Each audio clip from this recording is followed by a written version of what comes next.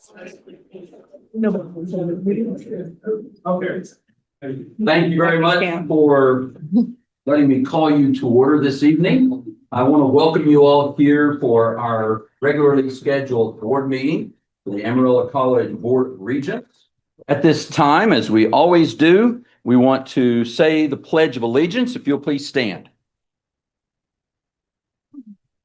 I pledge allegiance to the flag of the United States of America and to the republic for which it stands, one nation, under God, indivisible, with liberty and justice for all.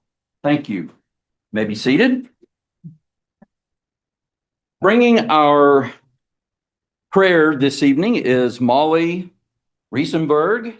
She has prayed for us before and does a fantastic job. No pressure, but you do a great job, Molly. And Bob, do you want to? We do. Quick plug for her. She has a radio show on Monday nights from 9 to 10 p.m. DJ Mo. J Mo. Oh, okay. Awesome. Well, Molly, thank you so much. Yeah, absolutely. It's my pleasure to be here. I love this school and I love y'all. And so let's just bow our heads together. Thank you. Lord Jesus, I just thank you for tonight, God. I thank you that we're just able to gather together and praise you, praise your name. God, I just pray for peace in this room tonight, and I pray for wisdom to fall on everybody tonight. I pray that we would just be able to address situations with solutions, God. I pray that, again, wisdom and discernment would fill this place. Lord, we just praise you, God, that we don't deserve anything that you give us, God, but you love us anyway. So, Lord, again, we just pray for your Holy Spirit to fill this room. In Jesus' name. Amen. Amen. And Molly, thank you so very much. Molly, All right, item number 5 on our agenda is the Student Government Association report brought to us by our SGA Vice President, Kennedy Juarez. Kennedy, come on up.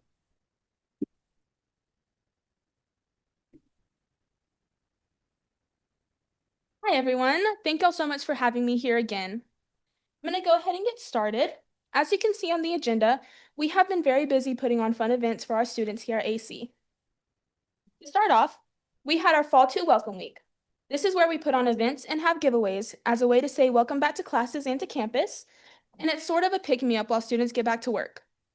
We have a Welcome Week at the start of each 8 weeks. I would like to highlight our pumpkin patch during Welcome Week. We have been doing this event for 7 years, and just 2 years ago, we started partnering with AC Police and the Communications and Marketing Department. This allowed us to open up the pumpkin patch not only to students and their families, but also to the community. As you can see, we had 259 students and just shy of 2,000 guests, which is our biggest turnout yet.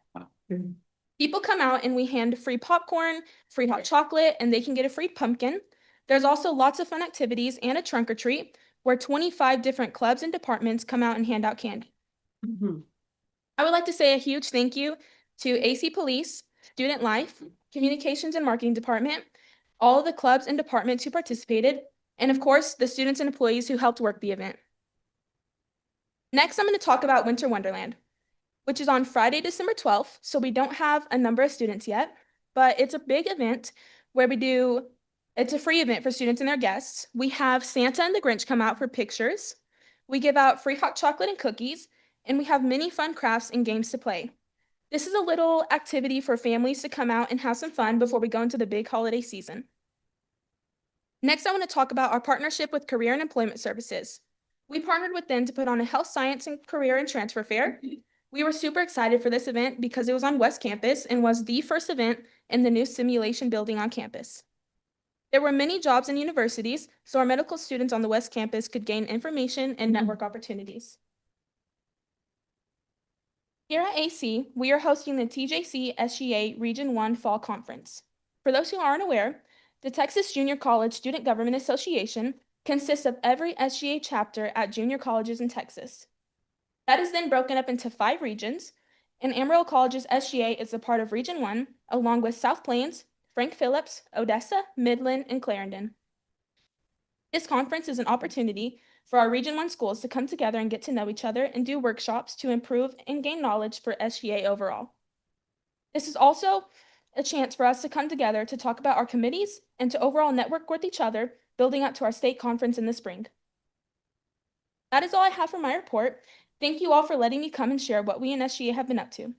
All of these events that we put on for our student body provide community, fun, and overall a sense of belonging for each and every student, and that is why we do it. We do a ton of work to put on these events for not only Washington Street campus, but also East and West, and now our First Responders Academy. I could not be more proud of us and the work that we do. That concludes my report. Just to let everybody know, our SGA president, Colleen, has the same schedule of night classes on Tuesday in the spring. So unfortunately, she will not be able to make it to the Board of Regent meetings. So I will be the one to continue doing these reports. Thank you all so much for having me. Thank you very much, Kennedy. We appreciate that. Y'all are doing a great job. All right, next up is item number 6, our Regents reports from committees and comments regarding AC affiliates. Executive committee report. We met an executive committee last week and we discussed the events of tonight. We talked through the agenda and that's basically what we did. Made sure that we had clarification on some items. And so that's kind of the general gist of what we did. AC Foundation report is next. We had our meeting last week and we approved our, basically our operating agreement with the college. And just normal business, everything else that I can call. Anything else you'd add? I mean, the foundation is having the Keep Us Live series, and we had one on Veterans Day at the museum. That was the second one. They're really packed. I mean, they're very well received. Good. And the music's outstanding. Good. Fantastic. Yeah. Glad to hear that.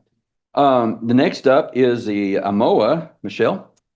Yes, you know, we didn't have reports in October because we're in Dumas. So I wanted to tell you that the LAD lecture was held on October 16th. It was hugely successful. Victoria Wyeth spoke about her grandfather, Andrew Wyeth. Fascinating. I mean, Cool. Really fascinating lecture. And then we did have Christmas Roundup. Connor was there. Amarillo College had a booth at Christmas Roundup. Andrew had a booth down there selling gift items from the bookstore. A great display, lots of Legos, y'all. The bookstore is where to go to get your Bunch of Legos. To get your Legos. They had some great Legos there. So Andrew had his booth there. I don't know. I hope he did really well. The Christmas Roundup did well. We ran out of tickets. They had 8,000 tickets and sold out. So it was great. And we don't have the net yet because it takes so long to get all the expenses sorted out. So it'll be, you know, next year before we know that, but very well received and lots of fun. What a great event. It's a great event. It's for education, by the way. I mean, it funds the education programs at the museum. Museum. Yeah. Awesome. Thank you for reporting, Johnny. Before that, I didn't thank you. So thank you for your report. Okay. All right. Next up, thank you in advance to Peggy for the Panhandle PBS report. Stole my line. Sorry. Thank you now. Panhandle PBS has been selected by the American Archive of Public Broadcasting to participate in a national preservation initiative that will digitize nearly 1,000 pieces of historic Panhandle PBS media content, from the 1-inch and 3/4-inch videotapes to the reel-to-reel audio recordings, documenting the stories and people of the Texas Panhandle. This project is paid through a grant received by the station specifically for this purpose. Panhandle PBS received national honors from the National Educational Telecommunications Association, or NETA, for excellence in content and community engagement. The West Texas Boys, if any of you saw that, directed by Aiden Pena, won the cultural feature category, while the station's Leonardo da Vinci engagement initiative, developed with Amarillo College and community partners, was recognized for its creative educational outreach. Viewers can stream both programs by becoming a Texas Panhandle PBS member and support Panhandle PBS during the Panhandle Gives to amplify your gift. I'll thank you again, Peggy. You're welcome. Very You're much. I welcome. appreciate that. Next up is Dr. Woodburn with Tears. We had a TIERS meeting on the 22nd of October where we discussed our investment policy, and we had a presentation on quarterly financial report. And then we had discussion and approval of a developer agreement with the Herring Hotel Partners, which was amounted to a reimbursement grant, I got one-time grant for qualifying expenses. I think like the lights and that kind of stuff. And then also a participation with ad valorem tax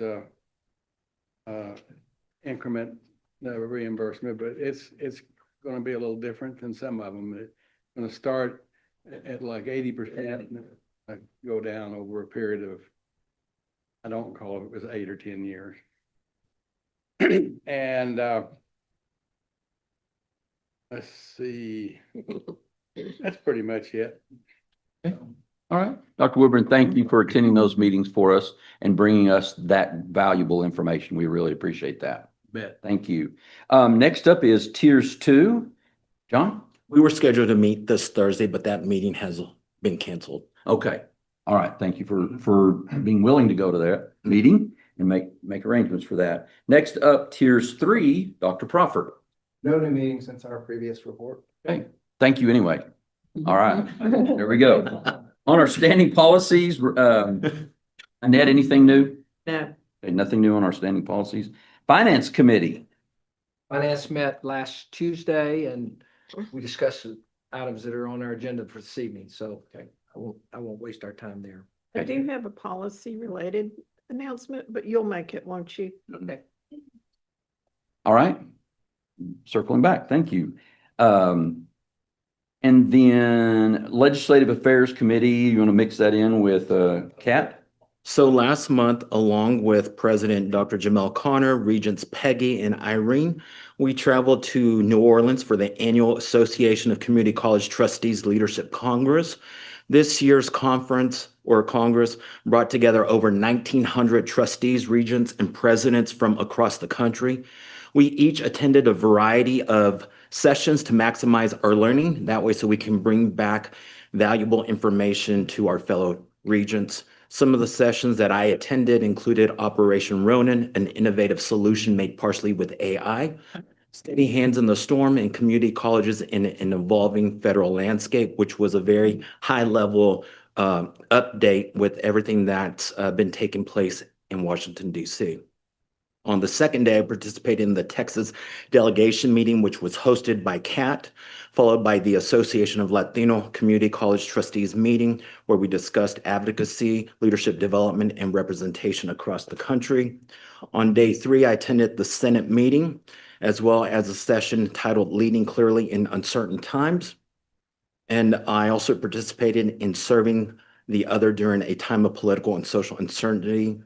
We closed the evening with a regional awards reception where we were able to celebrate the incredible work that many individuals within the country have been doing at the national level. We enjoyed a very nice dinner, listened to some sweet, smooth jazz music, and also had the opportunity to have a dance also. So I never in a million years would have thought that I would be dancing the Cupid Shuffle with my fellow regents. They knew every step. So Sure, they knew everything.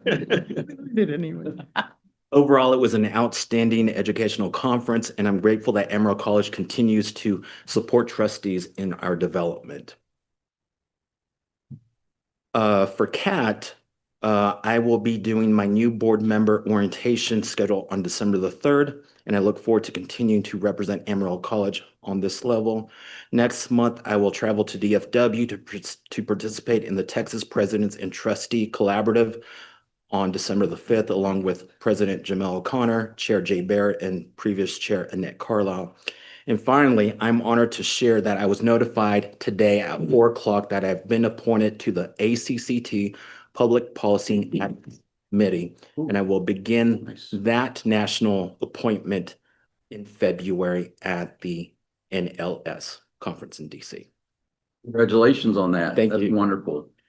You left out one very important thing.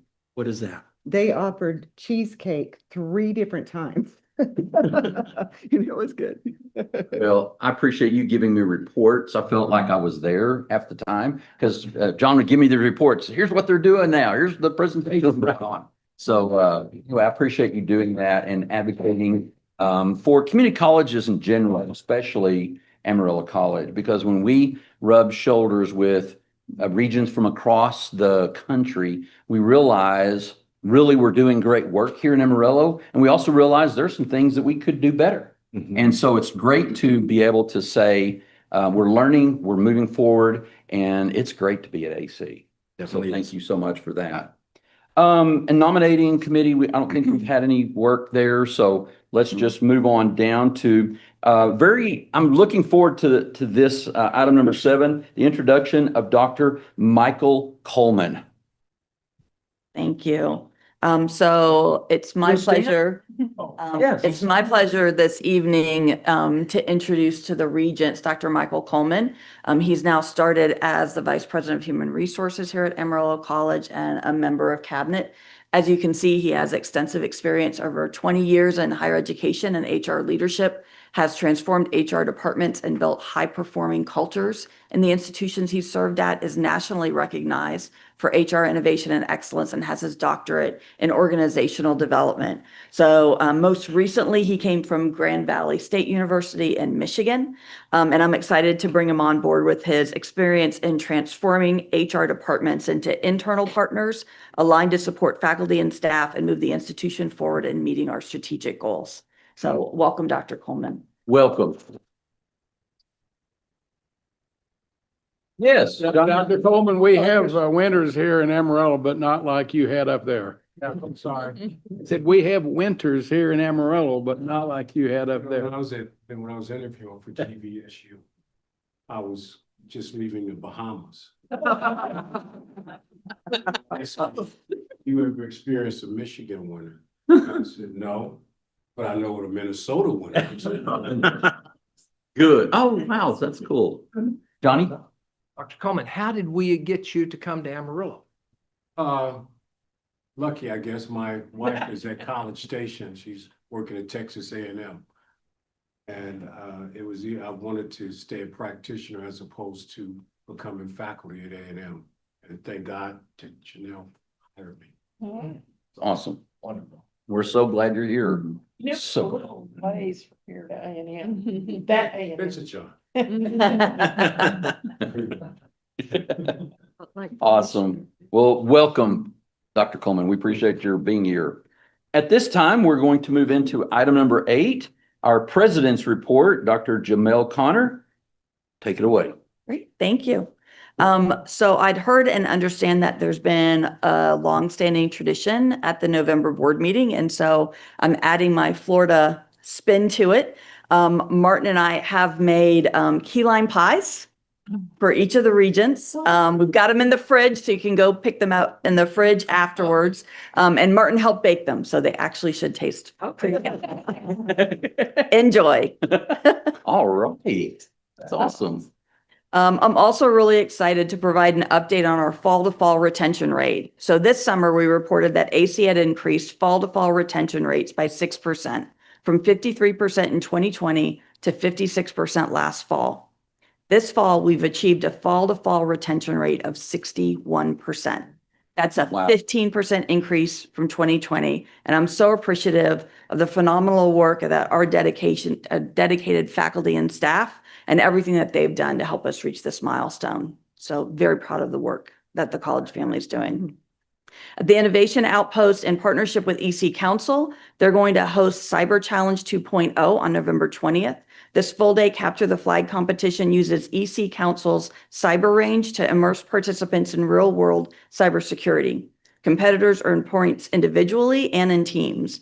The morning features team-based challenges, followed by individual competitions in beginner, intermediate, and professional levels in the afternoon. This is open to high school students, college students, IT professionals, in the AC community. The event supports all skill levels and promotes hands-on learning, teamwork, and exposure to cybersecurity career pathways. A few highlights of meetings and connections for me over the past month. John already mentioned our trip to ACCT, which was fantastic as we were focused on best practices and innovations related to specifically governance strategy and impact. Dr. Wendler was gracious enough to invite Martin and I to attend the WT football game against Kingsville a few weeks ago. It was our first college football game in Texas. It was a lot of fun to get to meet some new people, watching the Buffalo get to come out on the field. And we won, which is a huge point. Our Badger volleyball team raised the bar to new heights this past fall by earning its first national ranking in program history and finishing the season with the most wins, 18 wins, since the reboot of athletics at AC. Third-year coach Scott Sandall led his unit, which featured 11 freshmen and 5 sophomores to their best conference finish, 5th place. Last week, freshman Delaney Galligan and Emery Bryan became the first AC rookies to earn first-team all-conference honors this year. Also, Kennedy did a great job of talking about how wonderful our pumpkin patch this year was. It was my first one. I'd been waiting for it to come around. So I love seeing all the costumes. And she talked about how many community members that we had visit, students and family. Last year, we had about 900. So that 1,800 number is pretty much, we doubled how many folks came out for that, which is fantastic.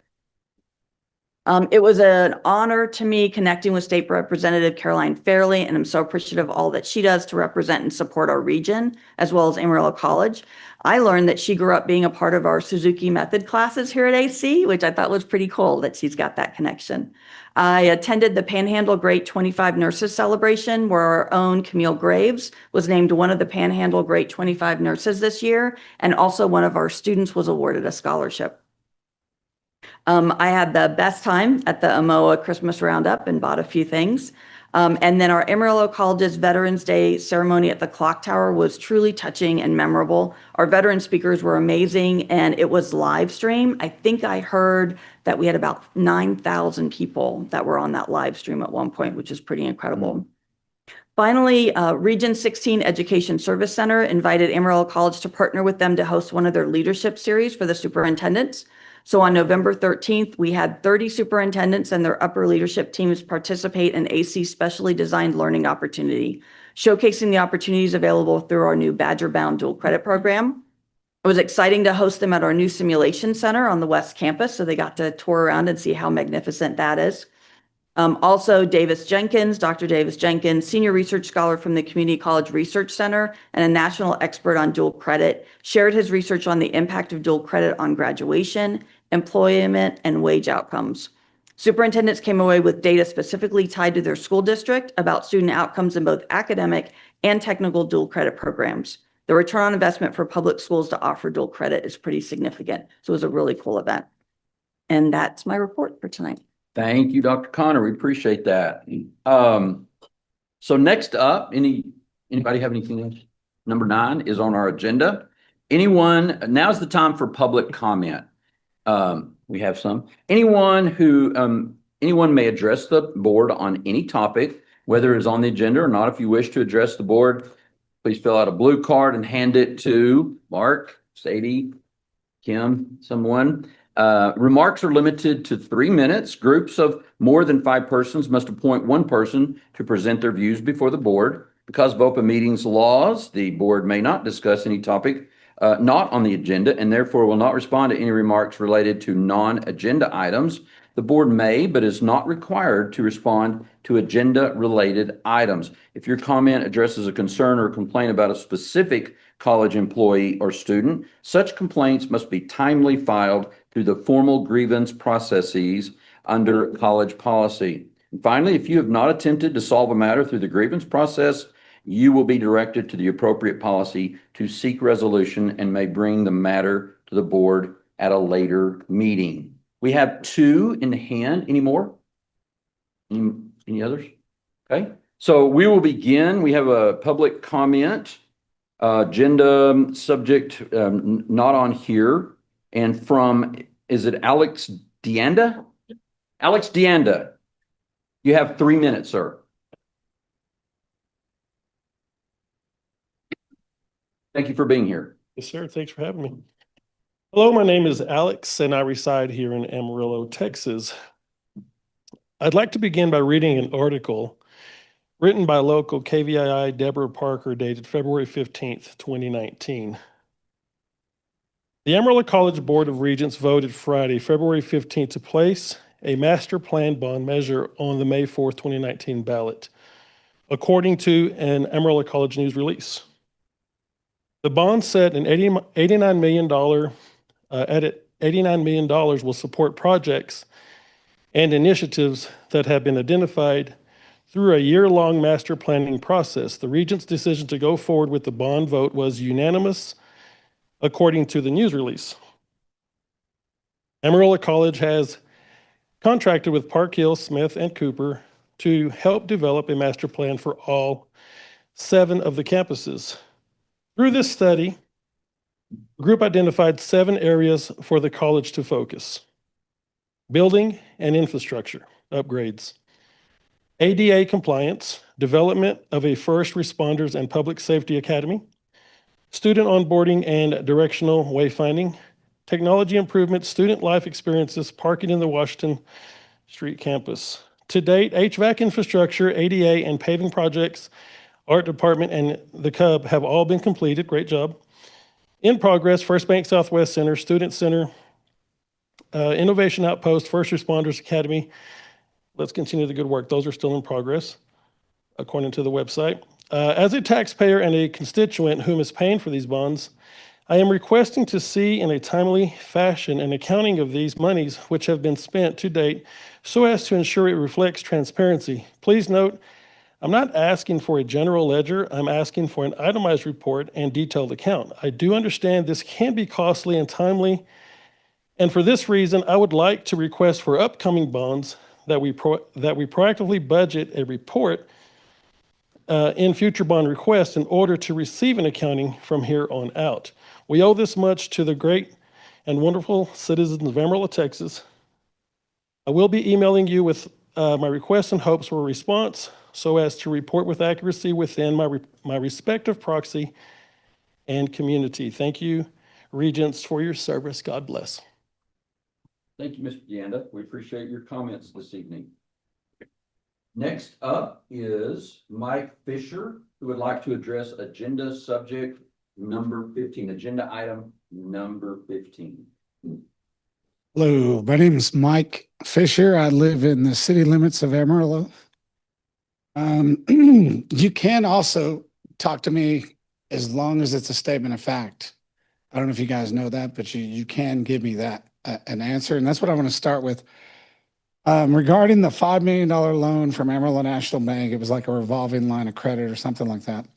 Will any of that money be used for payroll expenses? Can anyone answer that question, a statement of fact?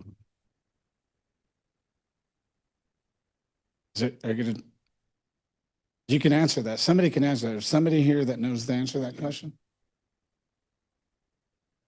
Go ahead and continue at this point. All right. Well, I'm going to speculate, and I'm good at speculating. That's my page that probably caused everybody to be here right now. So, all right. For the record, non-responsive. I have a degree from Amarillo. Let's get to the positive here. I have a degree from Amarillo College. That's the only degree I have. I always say only. I took off only here because it's, I'm missing that part, the polished part. Everybody said, that's why I'm a little rough. I guess I don't have that other 2 years.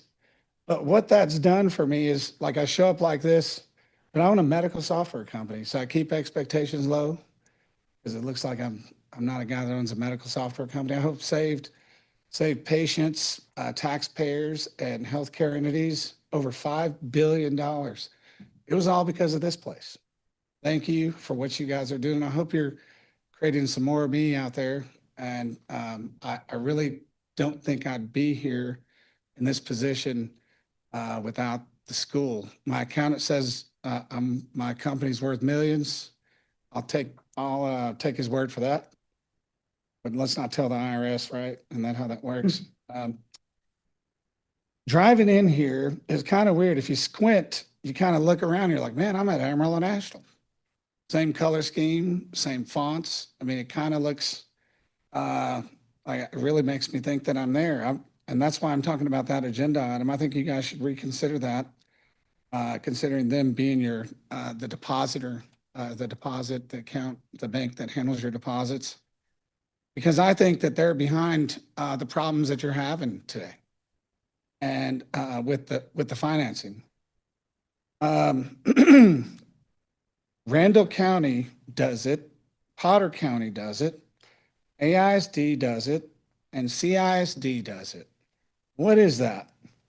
I've convinced Amarillo, the city of Amarillo to do it also. And what is that?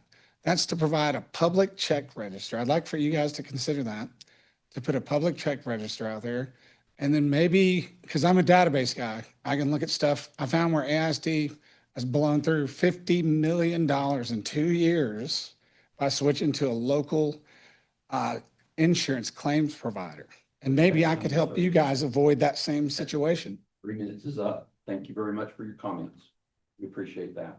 Well, I'd like for you, I just request that it be put on an agenda to talk about the check register. And I'm going to come back to every meeting. As long as you keep cutting me off, I'll be back every meeting. Thank you so much. I appreciate that. Next up on the agenda is item number 10. Our board. Are you gonna take any more public comments? Do we have any other blue cards? No. I was wanting to give a public comment. No, you may not. He has a blue card. Or has he turned it in? You need to turn in a card. No. Is that required by the? Yes, it is. Yes. So, and here's the Sir, thing. you are not, no, sir. No, I get 3 minutes. I pay taxes in this No. community. You I have- pay for all of this. Yeah. Payer, give me 3 minutes. No. If you. This turn it is not law. This is not law. This might be your policy. This is not law. Yeah. You can ask people, you can ask, hey, would you like to fill something out? But you can't demand it. This is not law. This is our Well, policy. I'm a taxpayer. I don't care about your policy. I go by law. I'm a taxpayer and I get 3 minutes here. No. And this Fill out a form. This defers people. This discourages people's free speech. No. You're not free. You're not limiting my free speech. We will come, if you come back with the blue card, we would appreciate that. We'd love to hear from you if you fill out, you need to leave. You need to leave, sir. This is bullshit. We'll be back. This has gotten many other places sued in the past. All right, on item number 10, our minutes. Would anybody, I would entertain a motion concerning our minutes from the last board meeting. Move for approval. Thank you, Annette. Second, John. Oops, sorry. 5 minutes. You know you're. Okay. Motion has been made and seconded. Any discussion? Hearing none, I would ask for a vote. All those in favor of approval of the minutes signify by saying yay. Aye. Yay. Aye. All those opposed by saying no. All right, those minutes pass. Same thing for consent agenda. Item number 11, the appointments and the budget amendments. I'd entertain a motion concerning the consent agenda items. I move for approval. Okay, Michelle. Second. Second was David. Thank you, David. Any further discussion? All in favor of approval of the motion, signify by saying aye. Aye. Any opposed by saying no? All right, that passes. Now we get to hear from Dr. Connor again, and she is going to bring us our financial report this evening. And then she's going to follow that in item number 13 with our strategic update on financial effectiveness. So, Dr. Connor, you get the next 2 items. Thank you. All right. And we'll go through the financial report first because then you need to vote on that. Yes. And then we'll move into the second Absolutely. one. Absolutely. Thank you. So as I've been talking about for the last couple of months, really wanted to adjust the financial report that we provide to you all every month. The financial statements will still be in the packet. They're still going to be distributed for you to see that level of detail, but we also wanted to have a level of analysis that you're able to look at and focus on, hey, where are we at with the fiscal health of the college? So I'm going to give the report this month. Going forward, Tiffany will go back to giving the reports, and she's also available here too if we have some more questions related to the specific financial statements. Oh, Yep, thank you. Okay. That sounds better. Oh. Okay. So this first slide is looking at our operating budget to actual variance. Now we're 2 months in arrears, so this is only through September 30th. And the reason that we do that is so that we have time to actually provide an analysis. Previously, when we were reporting on the most recent month, there wasn't a lot of time to look at all that information. So what we've done here, I took last year's and this year's, looked at original budget and actual budget. Right now, it's just for 1 month. So there's not a whole lot to look at other than you can see the year-over-year change in both dollars and percentages. And so to point out just a few of the things that we're seeing here, first is state appropriations. And so that is increased from last year because Amarillo College has done a great job in meeting those performance metrics under House Bill 8. And so we had higher success points and we got some true up with that came through. On tuition and fees, we're seeing an increase there. For enrollment for fall, we've actually been up just right under 3%. So that's why we're seeing more tuition and fees in there. If we drop down then to our sales number, primarily those increased sales are related to our bookstore and our cafe.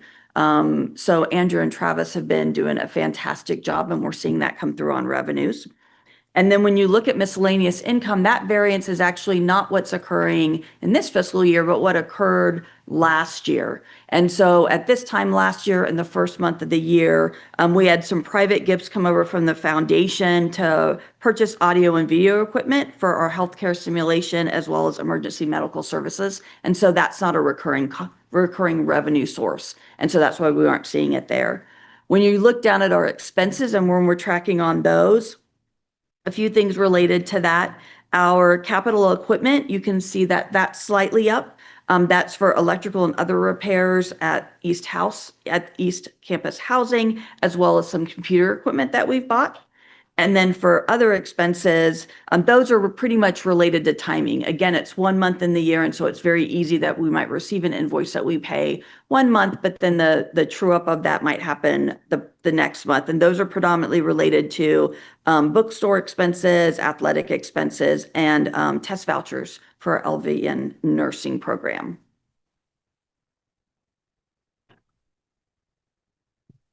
And then I wanted to provide financial metrics. And so I've put in a lot of detail related to what they are since it's the first time that I'm kind of bringing them forward.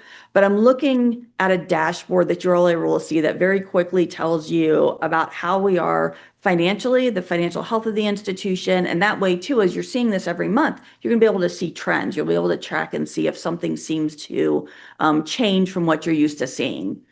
And so starting out, we have our net assets. What you want to see is that our net assets are growing over time. And in essence, it's our owns, what we own minus what we owe. And you can see, and I've highlighted that in the green, because as we've been completing these construction projects and we're paying things down, you can see year over year through September 2024 versus 2025, that we've gone from net assets of 45 million to 59 million. Similarly, under net position, again, you want to see that growing over time. It tells us the overall financial health after we subtract what's owed from what we own. And again, we're looking at an increase year over year where we've gone from $45 million to 58.7. Then we go to our current ratio. So the current ratio tells us what's our ability to make our payments cover our bills in the short term. A ratio of 1.0 is pretty much you're able to cover the cost of your upcoming bills. So we are at 1.33, and you can see I've put that in yellow because I want to try to also have it make it easy as folks are seeing that to monitor it. So ideally, we want to be up at that 1.5 range. And so as we're continuing to pay down our debt, we're going to see that number increase, and increase at something we're going to be focusing on. Our debt ratio, similarly, is how much of what is owned is financed by debt. Ideally, we want to be at 0.5. But higher ratios are normal when we have recent capital projects. So we have a lot of those construction projects that we've just been finishing up.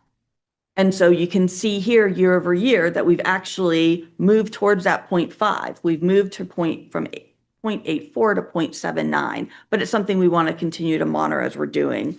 And kind of tied in for that number versus what you're seeing on the financial statements on page 9, it talks about liabilities and net position. You can see our bond payables decreased because we've been making our bond payments. And then finally, our capitalization ratio. Similarly, we want that to be at about 50%. It's how much long-term funding comes from debt versus investment. And that's one that we still want to get ideally to that 0.5 or 50%. But we have made strides year over year as we're capitalizing our construction projects that have been finished with these great buildings. And so we're at 79% versus 84% last year. If there are other metrics that you all think about that you'd like for us to start including, these will be on here every month and we'll also be able to add those as well. Jamel, where can we see these? They'll be in the monthly financial report. Can you explain go back, yeah, from 45 to 59? What's the thing there? The change of our net assets and our net position. Tiffany, do you want to provide a little bit more detail on what increased those year over year? I mean, because that's a big jump. Yeah. You probably need to be at the mic. I could hear you. So your liabilities are going down as we finish up these projects. We don't have as many payables out there. The same thing with every time we make a bond payment of 11 million or $12 million, then that lowers our liabilities as well. As we finish these construction projects, it also increases our assets because everything's going up. So, okay, thanks. Tiffany, if you look at the non-current assets, your property and equipment from 192 million to 213, almost 214 million. yes. Is that sort of the difference that we're talking about? It's On page 14 million. It's on page 8. Part of it, yes. At the end of every year, or as construction projects finish, we take them out of construction in progress that just kind of holds it there while the project's happening, and we capitalize them. And at the end of this fiscal year, so August, we had everything pretty much finished on campus. We had about 5 to 10% left. So everything went into this property and equipment.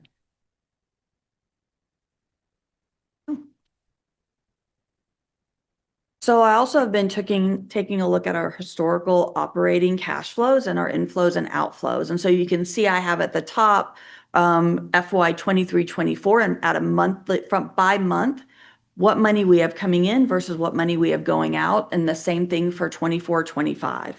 And so as we've been evaluating what happens with our cash flows, and I've spoken some about this, but this is the natural trend of what we see. So in September, we've got a new budget year starting. We've got fall. We're buying and purchasing expenses that we need for our students and in the classroom, but we don't see a lot of revenue coming in.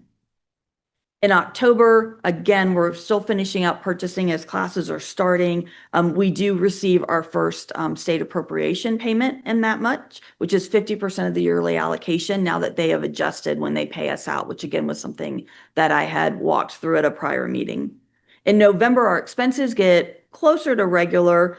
We don't have a lot of new revenue that's coming in. December and January, you can see really where the expenses are starting to flatten out to normal. Our county tax revenue starts coming in with large amounts hitting the last week of December, usually while we're on holiday break, and all of January. 55% of tax receipts are received during these 2 months, or they were last year.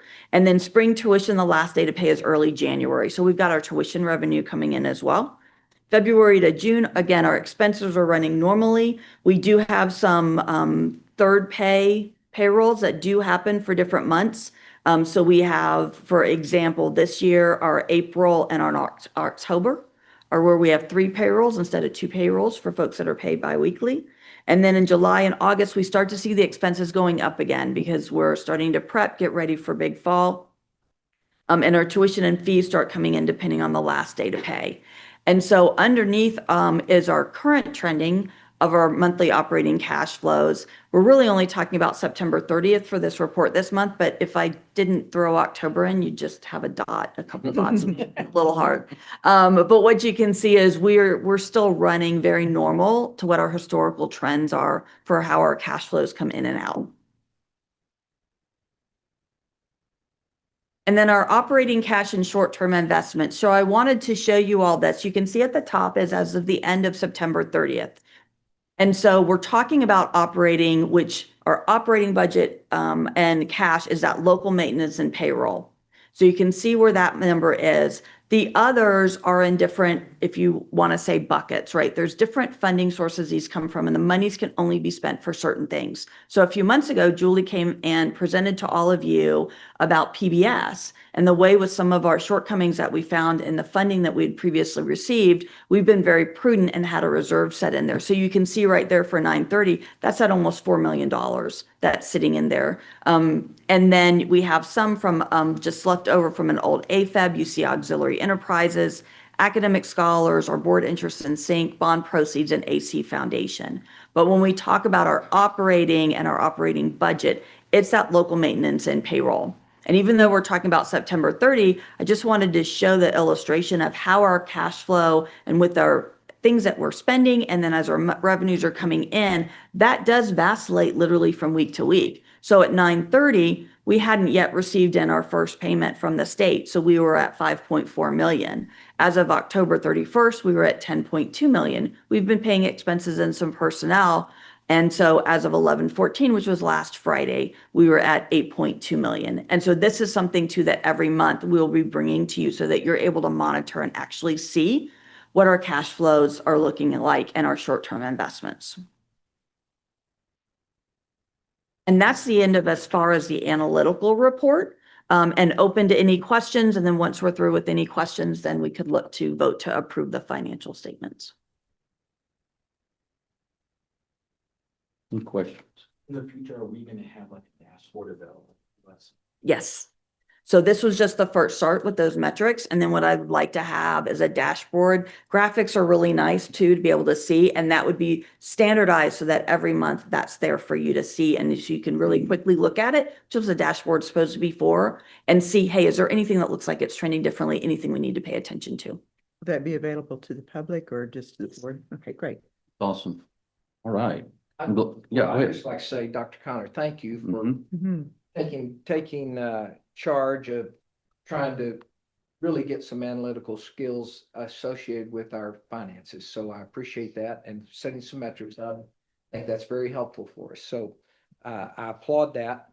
I did want to, I know a lot of this is sort of new for you just because you haven't been here for the whole time. And so I preface my thoughts and comments, but I noticed in our financials, we did receive, I guess, a more thorough accounting of some of the detailed pieces, and I don't expect to get into all the details, but for the first time in many months, we did get a new report on reserves. Yes. And I did want to ask a question or two on those because it appears to me, based upon what is presented, I mean, we have moved from, in, I guess, 23, we had 22 million, and then in 24, we had 8.3, and 25, we had 8.4.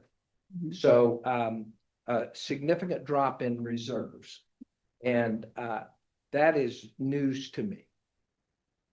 Because I do not recall the board ever being made aware that we were using reserves for, or being asked to approve reserves for that. So I know that's before you, but I want to at least acknowledge that and point that out. That's on page 16, financial report, 9 of 15.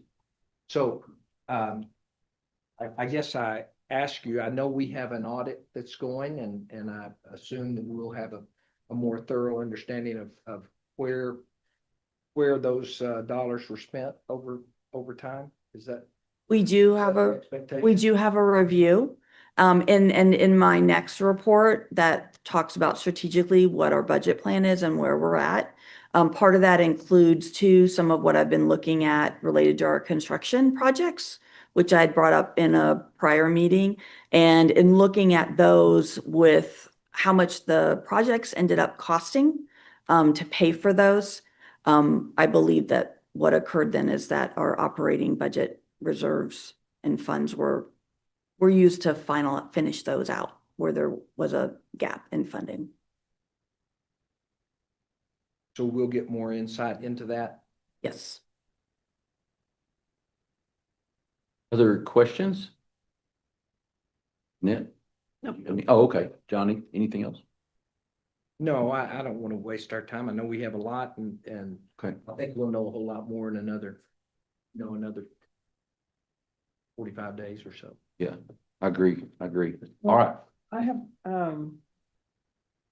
are we going to review the financials that are in the packet? Is that what's next? Like the financials that we have, are you just gonna go through those or? If you would like to still have Tiffany run through her normal, I had done the financial analysis because I think that that's a lot of information that tells you more than just the numbers. But absolutely, if you just want to flip through with those like Tiffany normally walks you through, we can do that. Would you like that? I just wasn't sure where we were going, so I'm fine not doing it. I mean, really, the analysis, I think, is a lot to absorb on its own, and so I don't feel a need to do that, but just wasn't sure what we were doing. Well, we could absolutely. Tiffany, would you like to just walk them through how you normally give them the points and the financials? Thank you.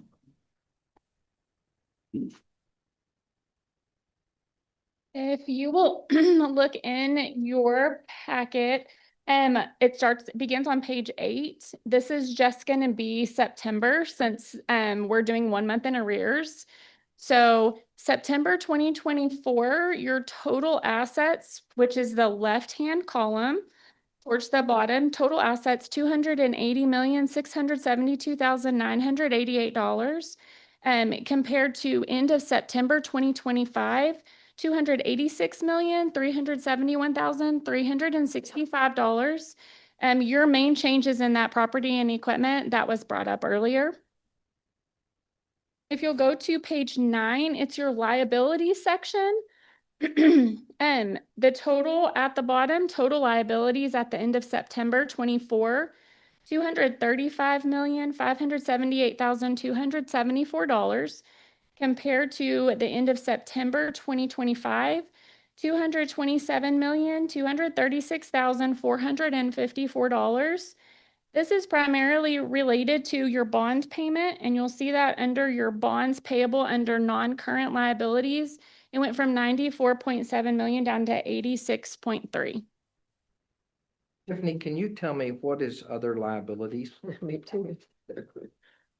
So several years ago, we had the AC retirement plan that had the Social Security benefit in it, and it was dissolved back when Cheryl Jones was here, so several years back. After the actuary paid out all of the survivors and disabled that were paid out of that benefit, there was $5 million that was left in that account. It sat on the books as a liability because we weren't sure what to do with it, if we owed it out to somebody else or if it was actually college funds. So at the end of 2024, so in August 2025, so I guess the end of 2025, we recognized it as revenue on the college. And so we actually took it out of this liability account.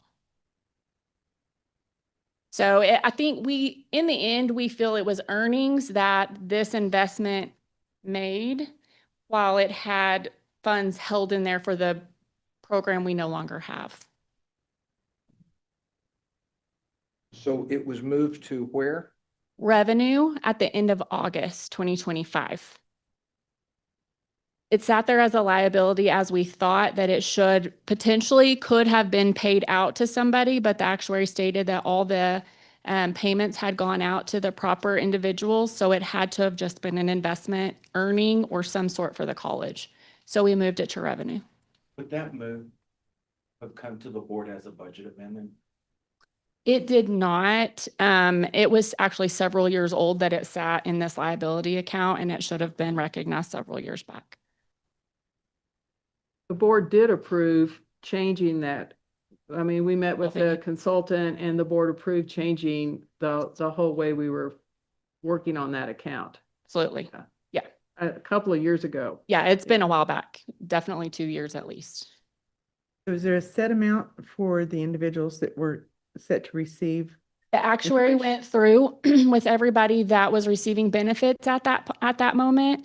And then they gave our, I guess, HR at the time, what those designations were, and all the payouts were done before the fund was dissolved. This was what was remaining.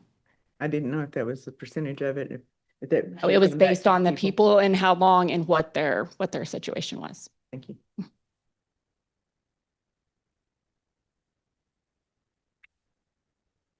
Okay. Okay, on page 11, this is the income statement. Look at that first column and the last column. First column, September 2024, and then the last column, September 2025. So total revenue at the bottom, $18,829,836 at the end of September 2024, compared to $18,672,274 at the end of September 2025. So pretty comparable to last year. And on page 12, this is your operating expenses. Same for the first column is for last year, last column is for this year. Total expenses end of September 2024, $8,174,593 compared to the end of September 2025, $9,249,379. The biggest change here, if you'll notice, is the cost of sales at the top. And that is where it's probably a timing difference of when we started classes, when we ordered books at the bookstore. We actually make a cost of goods sold adjustment every month. And so that would be in timing. It should flush out next month. Anyone have any questions? Anything else? Tiffany, that's it? I'm just making sure. That's all. Okay, all right. Thank you very much. Appreciate your time tonight and going through that. I think as we're moving from this in this new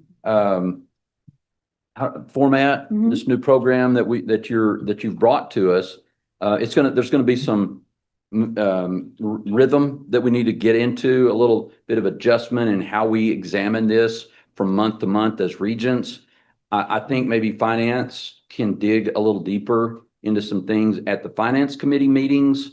I think that we need to do that possibly before we come here so we can iron some of those things out and bring those forward as Tiffany or Dr. Connor, whoever bring a report, brings that report. I like this look, graphic look, but it also in combination with some of the other details that make the report what it is. I think that's going to be a good thing. So just the timing of it and the rhythm of it is going to have to, we're going to have to get in sync with that is kind of what I'm saying. So I will entertain a motion concerning the financials for this report. Move for approval, September financials. For September financials. Annette, and then John seconds that. Any other discussion? All right, all in favor of approving the September financials, please signify by saying aye. Aye. All not in favor of that, please signify by saying no. All right, that motion carries. Thank you very much. And Dr. Connor, you're up for our strategic update concerning financial effectiveness, which I believe is number 5. Yeah, Yes, number 5. Thank you. You're welcome. Thank you. Yes, so as I started with the college, you all had extended the current strategic plan out a year, and we're currently working on our new strategic plan, which we've got a little bit of time, another agenda item built into that today. But as part of, we're still moving forward on our current strategic plan that we have. And strategic goal number 5 is related to financial effectiveness and creating innovative procedures that support financial responsibility. So I wanted to give you an update on that and the work that we've been doing. So we wanted to look and set some strategic budget goals. And so the items that I really wanted to look at was first to review the operating budget revenue that we had approved for this year in the budget and do a projection, even though we're still fairly early into the fiscal year, but look at, are we seeing the revenues coming in as we would have expected them to, or do we need to take a look at those? Also, we have our current construction projects that are very near completion. And so really looking at those, what do we have left? What cost do we have left? And how do we complete those? And then as well, developing a goal of building back up our fund balance reserve and having a plan for doing that and how we would go about that. And then finally, then aligning our expenditures and our budget that's going to help us reach those goals. So we're going to start off with the review of the operating budget revenue projection. So what I have up here is for 2 years previous, so we have 23, 24, 24, 25, and then current 25, 26. And then on the outside, I've got the percentage of change budget to the projection and then the year over year change. So that would be your actuals for 24, 25 and your actuals for 25, 26. And so the areas that we took a look at and where we, in retrospect, decided that we really needed to align and have a better projection of what we really think is going to come in for our revenues. The first is our tuition and fees. So as we dug down into it, usually what best practice would be, especially in a higher ed institution, is you can look at enrollment growth, which we're seeing, which is fantastic, but not all programs grow the same way. Certifications versus associate degrees, different programs cost different. There's different fees coming in, and that will impact what your revenue goals should be. And so when we took a look at that, and if you look at the history, you can see that that especially last year, we had budgeted 26.7 million and we saw 23.3 million. And so when we evaluated again this year, we felt more comfortable that we're probably going to be closer, even with our growth, to the 23.9 million. Now you can see while our budget went a lot higher, that's a 10% decrease in our budgeted revenue, but it's actually a 2.4% increase in the revenue we expect to see with our tuition. And we're seeing the 2.9% of our enrollment increase. And so this should absolutely be conservative. And I'm hoping we actually go beyond that, but we needed to right size it. From a tax revenue perspective, we were taking a look at the tax rate and what we think is going to be coming in. And historically, we have been budgeting about 100% of what we anticipate to come in from our tax revenues. But we know that every home, every amount's not going to come in. And so we did a look at that, and that's where we brought that down to 34.2 million versus the 36. And that's one too where you can see the trend year over year, where we budgeted almost 32 million, we actually saw 30.5. Then we budgeted 34.5 and we saw 32.8. So we wanted to align that now. It's a difference of 1.8 million. So it's a 5% budget change for this year's budget. But again, year over year, it's actually an increase of revenues that we're expecting in. Our budget just was really high this year, that where we landed at that 94 million. Then if you take a look at the investment income, that was us taking a look at our different investments and what we're seeing and what we anticipate coming in. And so we just brought that down just a little bit. And then our miscellaneous income. And so that is where, when you asked when we were talking about the question of that retirement amount. So you can see in 24, 25, miscellaneous income was pretty large. And so our actual revenues, we had projected 88.2, we actually hit 93.2. So when you look at 93.2, and then you're looking at budgeting for the next year, that seems reasonable to go from 93.2 to 94 million. But in reality, we recognize that $5 million in 24, 25. That's not a recurring amount that we're going to see of revenue every year. So that's the $5 million that I was asking about. Yes, exactly. That's really where that went. So it really was reported in last year, end of last year, not in September. It was. Right. You said August. Is she? Yep. Okay, good. So that's really why that's so much higher than every other number. Exactly. So when we went through that analysis, what we were looking at is actually decreasing our revenue projection, because we want to be watching and looking at that right now by about 5.6 million. So we would see our budget then being 88.4 million is what we believe that we're gonna see, and that's a conservative model for that.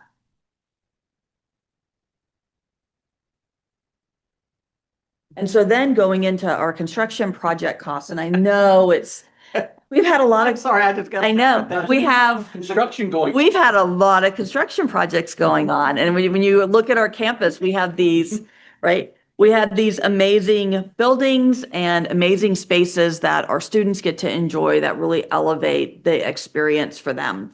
And so I talked about in a previous meeting, really trying to work through the construction bond projects and the other projects we have to look at the details. And so what you can see in the first column, so we have the project number what location's it at, a description of it. And then the bond column shows pretty much what we anticipated, which projects were on the bond project and how much we anticipated spending at that time, which I believe was 2019.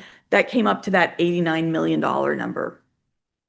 Then we contracted, so think about what happened since then. We had COVID, we've had inflation, things have cost more. And so when we contracted, that went from 89 million to 95 million.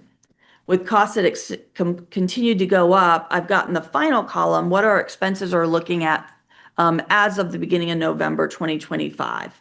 And so we're very, very close to completing our projects. We've got 3 of them. I think 2 of them are just about done. One, I think we're going to be finished with in March.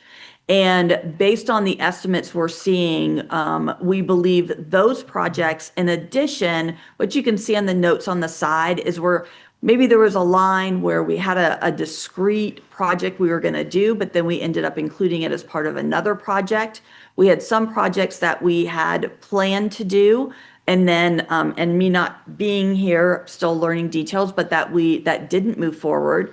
We have some where we had discrete lines that were related to the ADA compliance work that we were going to do on the different campuses, but that actually all got included. You can see down there a various campus ADA improvement line of what we actually spent on those.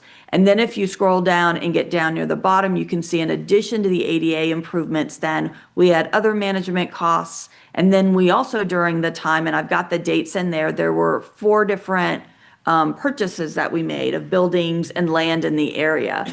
And so all inclusive, when you're looking at all these different construction projects, both bond as well as some other opportunities that we took advantage of, we're looking at $110 million of what all of these have cost. A few of the highlighted areas that you can see is you'll see that our Carter Fitness Center, that was one that originally started out. We anticipated that would be about $7 million, and we ended up spending $12.7 million on that. When you go down to Building B renovation, that's our simulation center that we spoke about earlier. That's an incredible location, not only for our current students, but we're seeing the hospitals really bring in their nurses and all that are coming in to learn more. That one was about $5 million more than originally anticipated. We had our first responders academy, 7.4 million.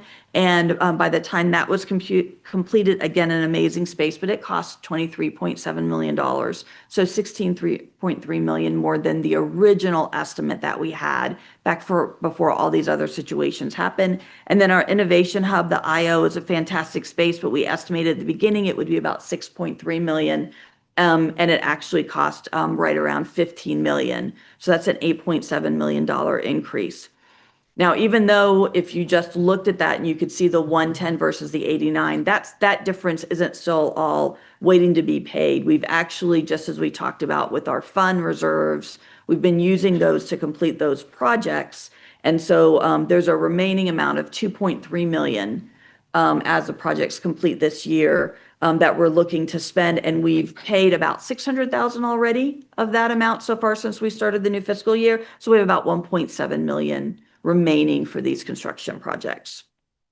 Can I ask one question about that?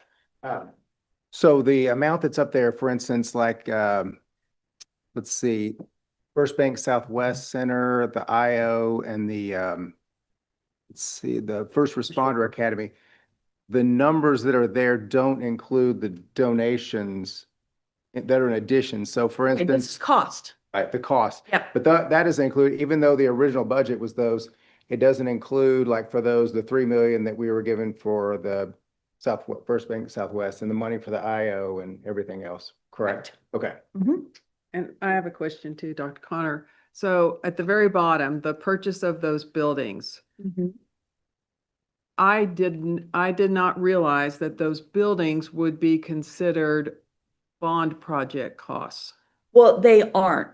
they're not bond project costs. Okay. But when I'm trying to look at all these construction projects that we've had going on and trying to follow that bouncing ball between what did we say when we first got our bond? What were these bond projects that we were going to work on?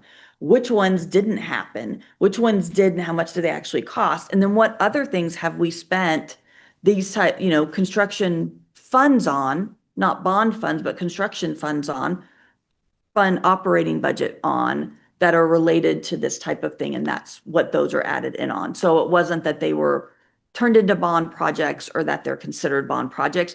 Otherwise, it was interesting as I was trying to develop it, you ended up with a whole bunch of different charts, and I was just trying to put it into one spot so you can kind of see overall what I've been evaluating as it relates to different construction projects that we've had going on. That would be down 6 to 8 million.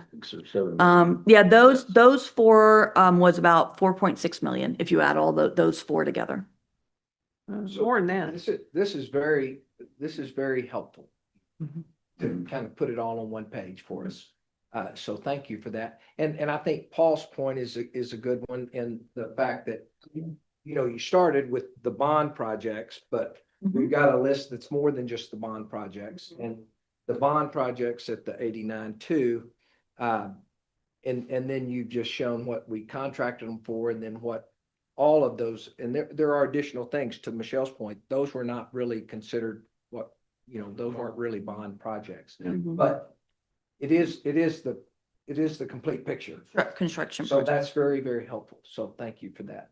And I think the other part that's, can't be lost in all this is the money that we've raised outside that was over and above bond money that was to go to these projects, which is very significant. It is significant. But the other part that you haven't mentioned that I thought you would already is things changed a lot from cost projections from 2019 till. Right. Yeah, that's what I was explaining, that we've got COVID, we have inflation. And then too, for example, and I've been starting to look through the initial renderings, but look at first responders. And from what I understand, that original academy was going to be kind of almost like a big shed or a big garage, right? And then there was this amazing opportunity, and look at what that evolved into, but that did cost more than what we originally thought based on our original plans. So to clarify that, because I can hear questions coming in, the 89 million bond, was anything spent out of that bond money that wasn't listed in the bond projects? That's part of I didn't go into all of that detail. Because I've been diving in, but there's another level of diving in. Did you get that? So that's based on definitely the accounting team, which I'm so appreciative between them and our facilities department, have been working a lot of long hours as I keep asking questions and asking for more information. So this is the point that I've gotten to so far with that. But we'll be able to get that. But we're going to keep working as we're working through and reviewing. And I would just add, because this is before you came, but when we saw what was going on with the expenses, we had to pare back. And as you see, there's several of those that we had planned to do that we no longer could do because of the increased cost. So that was based upon what the college had, and the team in cabinet basically prioritized as what was the most important projects that we had to do with the money we had. Annette? And I just want to go back to the community and say thank you for approving the bond in 2019 and having been involved in a number of bond projects with the school district and this one. I really think it's important that we are very transparent in where it goes. And to the gentleman's point earlier, when all the deep dive is done, if we can have, it doesn't have to be super pretty, and it can be, of this level of detail as far as I'm concerned, like what did we spend on everything? What was projected and what did it cost? And, if you want to include the money, but at least include a note, additional funds were raised through the foundation to address a number That of would these be really costs. helpful. I think that would be something our community should be able to see. And we can put it on our bond page on our website or. That's what I was thinking, put it on the bond page. Yeah. And really, I think you can make it pretty with some graphics. You can make it. Buildings I that we like have, changing graphics. you know, what we first thought of as first responders versus what we actually have. Which, I mean, I think some of that detail would be really helpful on that website, so everyone could go in there and see. Yeah. I like that idea. Yeah. Yeah. Okay, And so as you all mentioned, even though here, if you're just looking at the 89 million and the 110, that's looking like, you know, that's about 21 million more. But there were other revenue sources that came into that and played into that. And not all of these, again, on the list are bond project items or were paid for with bond project funds. So when you look at the number from before, which are our bond and our non-bond projects, that's about 110 million. With the funding sources, we had the 89 million from the bond, and then donations related to the comprehensive campaign brought in about $10.2 million that was raised from that comprehensive campaign, which is fantastic. Those pledges are continuing to come in. So I think we've received about 6.5 million of that right now. The other 5 million or so, a large portion will come in over the next 2 years. And then we're going to see a little ways out, or the other years where we've just seen a smaller amount that's coming in year over year until we finish up all of those funds. And so that's really a total of 99 million. So again, we're looking to complete all of these different projects around by March. The costs that were covered through operating, if you just look at the 110 versus the 99, looks to be about $11 million. But because a lot of that has already been paid out, the remaining costs that we have out of as of August 31st was a 2.3 million, but with the 600,000 we've already approved and paid this year, we're down to about 1.7 million that's remaining as these construction projects finish. What'd you say, 1.7? 1.7. so when the money does come in from the campaign, we've already paid for this. So that goes back. That will into replenish operating. back the operating funds that were used because of the timing, right? That's the thing. So that's We've got $7 million. Mhm. Okay, that's Yep. good. Good. So if we go back and look at all those areas that we talked about, and so what did we set as our strategic operating budget goals? We did a review of our operating revenue projection for this year, and we feel like that was about 5.6 million lower than we originally set the budget. For this year, because when you think about next year, pledges are going to continue to come in, but the construction projects complete this year, so both in retainage as well as additional costs. To complete the construction projects, less the comprehensive campaign pledges that we are going to receive this year, we have a net of about 895,000 that we need to cover for this year, because those are going to come in. But then, as you mentioned, as other pledges actually come in, those funds will go and they'll come back into our operating budget, but we just need to spend them out now. And then also looking at our fund balance goal, because then since our fund balance has gone down, we need to set a goal of building it back up. Common practices, you want to have 3 months of reserve ideally in your fund balance that could cover all the expenses in case something happened. So for our operating budget, that's about $20 million. And so as part of this budget plan and our goals and starting to build that back up, and you see where our cash is sitting right now, with the plan that we put together, we'd be able to add $5 million to our fund balance by the end of this year. So that's adding more money. When we did this work, we also we always set a contingency in the budget, but we wanted to maintain, even as we looked at how do we align expenses, 500,000 of contingency. But because we know, as much as we tried to go through and pick out what expenses do we anticipate having this year, there's always going to be something we didn't think of that we need to do. So that 500,000 gives us that little bit of a buffer. But that is off of initially $1 million contingency budget, which is what we have had in that budget. So when you think about what type of impact would this alignment have on the institution, and I'll walk you through this graph. So when you look at our budgeted revenues versus our actual revenues, you can see where we've been fairly standard on where we've been sitting for the last couple of years of our budgeted revenues and our actuals. But there you can see in 24, 25, in the orange that we had that spike because we recognized the $5 million. And so with that, then you suddenly see our budget for 25-26 go up to the $94 million number when that wasn't the progression or the trends that we had been seeing historically for our revenue.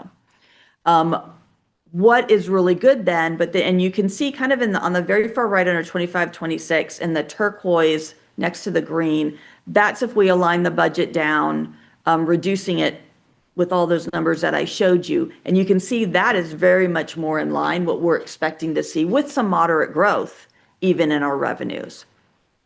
So then with our expenses though, even though we have had higher expenses, and this year we budgeted 94 million in our expenses, our actual expenses have been pretty consistent. 80.5 million in 22-23, 81 million in 23-24, 81.5 in 24-25. And so when we have a $94 million expense budget, this actually works out really well that if we want to align our expenses, we can do so without really impacting the feel of what our college family has been spending in our operating budget every year, and actually even still increase it a little bit and meet all of these other goals without feeling a lot of huge pinch. We just needed to align what our spending is to make sure that we're getting down to those numbers. Does that make sense? Okay. So our strategic budget alignment plan, cabinet has been fantastic. So we got in a room and we really talked about the revenue projections, what we wanted our goal to be when it came to our fund balance, the construction projects and understanding the revenues coming in. And so to align our budget, the way that we're looking at getting to that, number one would be really implementing a strategic hiring process. And you'll see when I get down to the overall revised budget, we would look to create laps of 17%. So laps is when we have an open position. And so during that time that the position's open, or say we hire somebody in at lower than the prior person was budgeted at, then we have this money that's created. If we don't spend that, and traditionally we have about 10% that we don't spend already, if you look at the trends. So we're just saying, let's have a bit of a stretch goal. The reason that this is a strategic hiring process is it doesn't mean we're going to do a hiring freeze. This doesn't mean that we're suddenly going to say we can't fill positions, but we're going to be very intentional so that folks would come forward, go up through their VPs and their cabinet members to talk about when a position comes available, and we can bring it forward and say, is this a strategic role and we need to go ahead and fill this now? For example, we're seeing growth in dual enrollment. We're seeing our programs growing. Our enrollment is up. We need the faculty here to be able to do that. So this is going to allow us to strategically adjust that while maintaining some savings that we can find in laps for those positions that, hey, we can stretch it out another couple of months and maybe wait for in some areas. The other was we really talked about, we thought it was important, and we wanted in this alignment plan to continue moving forward with our employee one-time pay. And we would make that payout still in January. And that's part of this alignment of expenses and is included in there still. We include some other expenses that weren't budgeted. So as I've been delving into the detail, there were some things that I was like, we need to get those in the budget for things that we know now. And so a few of those areas that we looked at was, for example, traditionally, when you look at the trends, our overload and our adjunct budget has always gone over. And so again, we know that we need our adjuncts and our overload. And so we increased that by 500,000 to actually be able to accommodate what we believe we're going to have for expenses. We're also looking at, we went under contract related to the Rock Rose Complex contract. And with that, we have a payment that's coming due of $200,000. So that's included so that we're sure that we have that. We have other miscellaneous contract costs that just previously hadn't been in the budget of $450,000. And then we're making sure that we've got money in our revenue, in our operating budget to cover our taxes so that we're sure that we're covered with our bond debt payments. And then we would decrease travel by 10%. We would decrease our supplies and our other expenses by 5%. The cabinet team also looked at their individual budgets and looked at where they could make decreases. And so we have about $443,000 in savings there.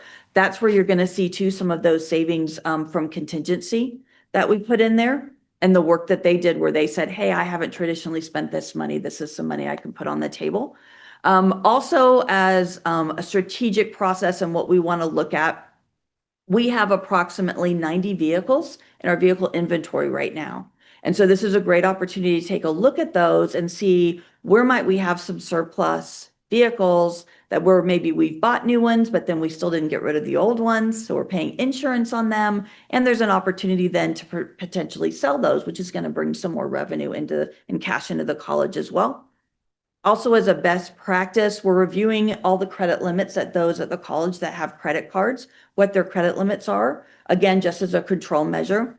And then in January, so we're just starting with this budget, but we're going to start our 26-27 budget process in January when we come back from the holidays. And so definitely a lot of the things that we've been looking at and evaluating how we've been building the budget and the processes and controls that we use, we'll be launching a more in-depth process and more diligent and having more detail in the budget as we're working through approvals.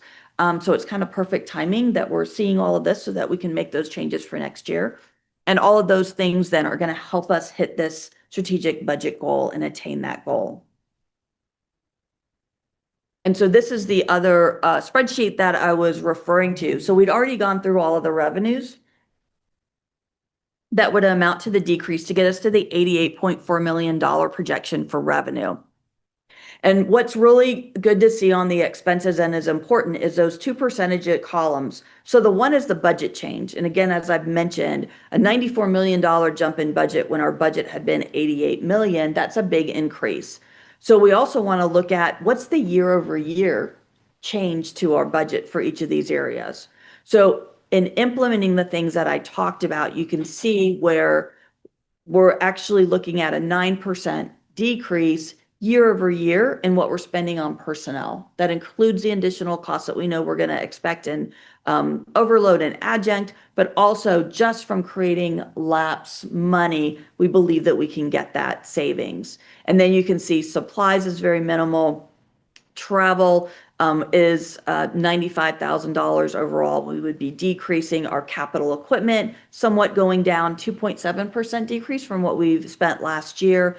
And then with those, the other 5% that I'd mentioned, our other department expenses, that would go down. Our contingency that we're talking about decreasing would go down in that. So the key figure there is if you go down in the very far bottom right corner, is that even with those decreases, the 10.8 million that's going to get us in line with our revenue projection is going to allow us to pay for the remaining construction project costs and for us to free up $5 million that we can add back into our cash reserves by the end of the year. That still gives us an $83.2 million expense budget compared to the college spending 81.5 last year, which means the impact should be very minimal. How people lived last year, when you think about their spending at the college, should stay pretty much the same. I don't think they're going to see a big hit. And we're actually incorporating some additional costs that we know that we have. And so that's kind of our budget alignment plan that we have. I really appreciate all the work. Again, there's been so much work on the accounting side and facility side and trying to help get me the numbers and answer so many questions. And then for cabinet and the team really getting together to say, look, these are the goals. This is what we want to achieve strategically. And what's the smart way, the intentional way to get there that's strategic and not is not just cutting. And so that's where we've landed at. And that's the end of my presentation. One question. So I think you said we want to be somewhere around 20. Is that the goal? That'd be the ideally. So we would step it. So we would have the 5 million this year as we're looking at building our budget for next year. We'd set a goal for that so that within a couple of years, you saw that on our cash flows, right now we're around, the $10 million range. So that's already in there. And then we'll be seeing this coming in. We'll add more so that, within a few years, we're going to be up to that 20 million level. Since it looks pretty conservative, it could be rather than a 4-year plan, a 3-year plan, depending on what expenses and revenues are. Correct. Okay. Any other questions I can answer?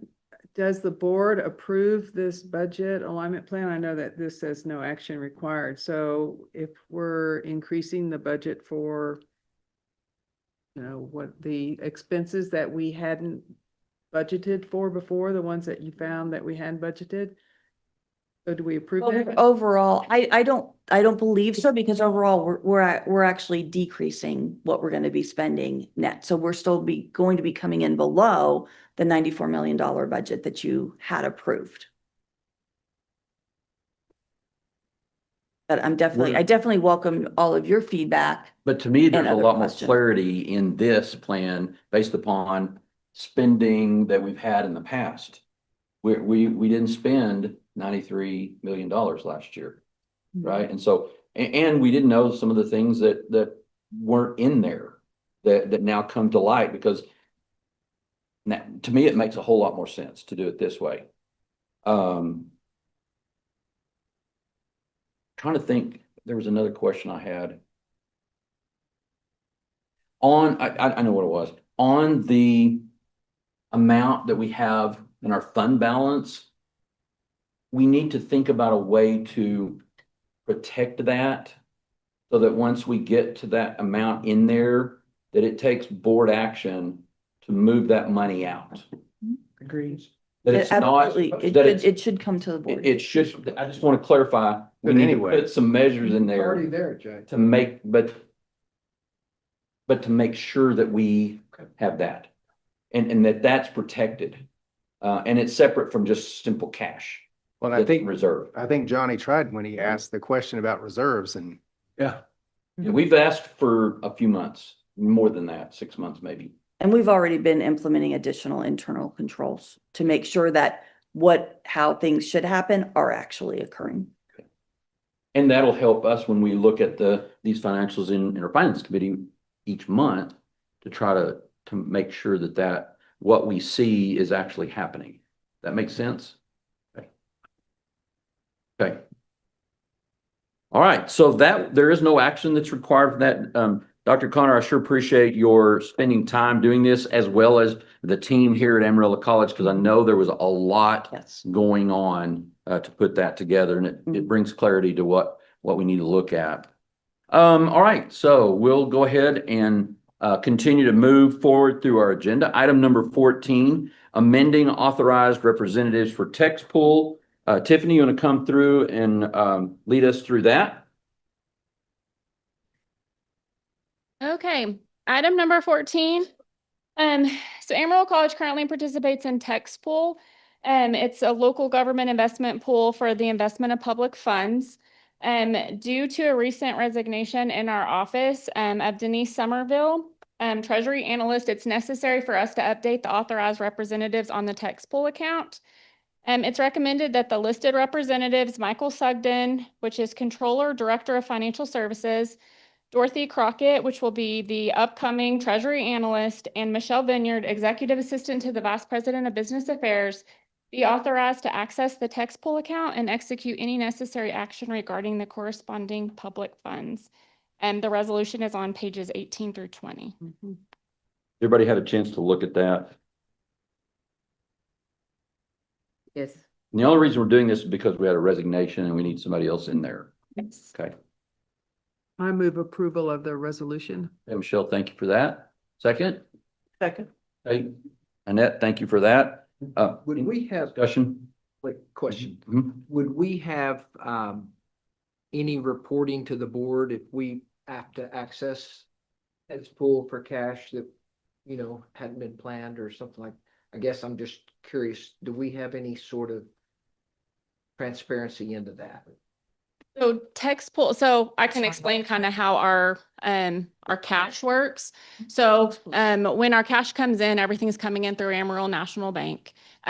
When we get to a certain amount, we transfer everything over to text pool. It has higher interest rate. We keep our operating accounts with minimal amounts. So those transfers that happen between text pool and A&B can happen daily. Usually they happen during payroll. Anytime that there's a large amount that's coming out, we usually get it from text pool. So it's a daily interaction with them.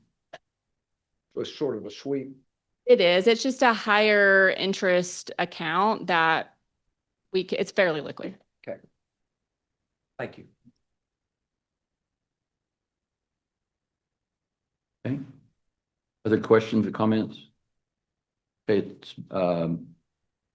Motion's been made and seconded. All in favor of now listing Michael Sugden, our Controller, Director of Financial Services, Dorothy Crockett, Treasurer Analyst, and Michelle Binyard, Executive Assistant to the Vice President of Business Affairs, be authorized to access the tax pool account and execute any necessary action regarding the corresponding funds. All those in favor of that motion, please signify by saying yes, please. They require a resolution, and so the resolution is in the agenda, so the motion needs to be to approve this resolution. To approve the resolution, okay. Do I need to read the resolution? To approve the Resolution. Yeah, I did say that. I mean. Do I need to read the resolution? Okay, let me correct that and say we're actually approving this resolution that's in there. And you can see that in our board packet on pages 2 and 3. That's the resolution. Got it? Got it. All right, all those in favor of the resolution signify by saying aye. Aye. Any opposed by no? All right, that motion passes. Item number 15, consideration of extension of College Bank Depository Contract. Tiffany. Okay, so the current bank depository contract that we have is with Amarillo National Bank. It was signed, I believe, it looks like the Board of Regents approved it in October of 2023. It is for a 1-year period of January 1st, 2024 through December 31st, 2025, with the option of 3 1-year extensions, which is on their contract. So on page 21, we have included a letter between us and Amarillo National Bank to extend our depository contract from January 1st, 2026 through December 31st, 2026. So from January to December, just a 1-year extension. Okay. I'll entertain a motion. I move approval of the extension. Okay. Michelle, second. Okay, all right. Thank you very much, Irene. Any discussion? Is this ever put out? The question is this ever put out for bid? Yes, so we went out for bid when we originally did this in 2023. I don't remember the firm that we used, but we had a consulting firm that gathered a bunch of banks in the area, local and outside. I don't remember exactly the one outside, but we did do like First Bank Southwest, a credit union, Amarillo National Bank, and then there was maybe a Bank of America, something big. And then they compared all the terms, and we went through and we had to interview them. We got packets back on them to figure out what was the best move for the college. So we did do that a couple years back. And that came to the board to look. I mean, we had a spreadsheet that had all the fees and all the expenses that we were gonna have and what the terms were. Yeah, I remember that. Remember that too. Yeah. And the motion is to extend that. To extend that. Under the yeah. existing agreement. Up to 2 years and so forth. Yeah, we're just doing 1 year at a time. Year. Yeah. When would we do that bid again? The contract that we have it says it has 3 1-year extensions, and this is our first extension. Okay. Okay, so 3 1-year extensions, all right. And has it been I mean, is the relationship working out? I mean, any problems? No, they're super easy to work with. We also have a good relationship with all of them, but we can get a hold of them if we need to at any time. Anytime we have something in a payroll file that we're sending, they're very easy to talk to. We've not had any issues at all. Good. Thank you, Tiffany. Good question. All right. Any others? Any other questions? All right, so let's go ahead and vote on this. All those in favor of the motion to extend this contract agreement for 1 year, please signify by saying aye. Aye. Any opposed by saying no? All right, that motion carries. Now we get into a series of ballots for various district board of directors. And we'll start with number 16, and Dr. Connor is going to walk us through this. Number 16 first is the ballot for the Moore County District Board of Directors. And so this is my first time with this, so this has been new. So I reached out and the information that I've been able to gather, there's 8 candidates that are running for the 26-27 Moore County Appraisal District Board of Directors with 5 seats available. All of the candidates are involved committee members. Of the 8 candidates, 4 are incumbents. Then there are 4 that would be new members if elected. And per the recommendation of Jill Williams, who's out at our Moore County campus, it's advised that the 120 votes that are available to Amarillo Junior College District be distributed evenly among 5 candidates. And she's recommending Darren Stallwitz, Paresh Bhakta, Ben Maples, and Seth Seal, who are all currently incumbents. And then as the new folks running, Kelly Van Dyke. And so that's the And I did the math on that. I think that's 24 votes each.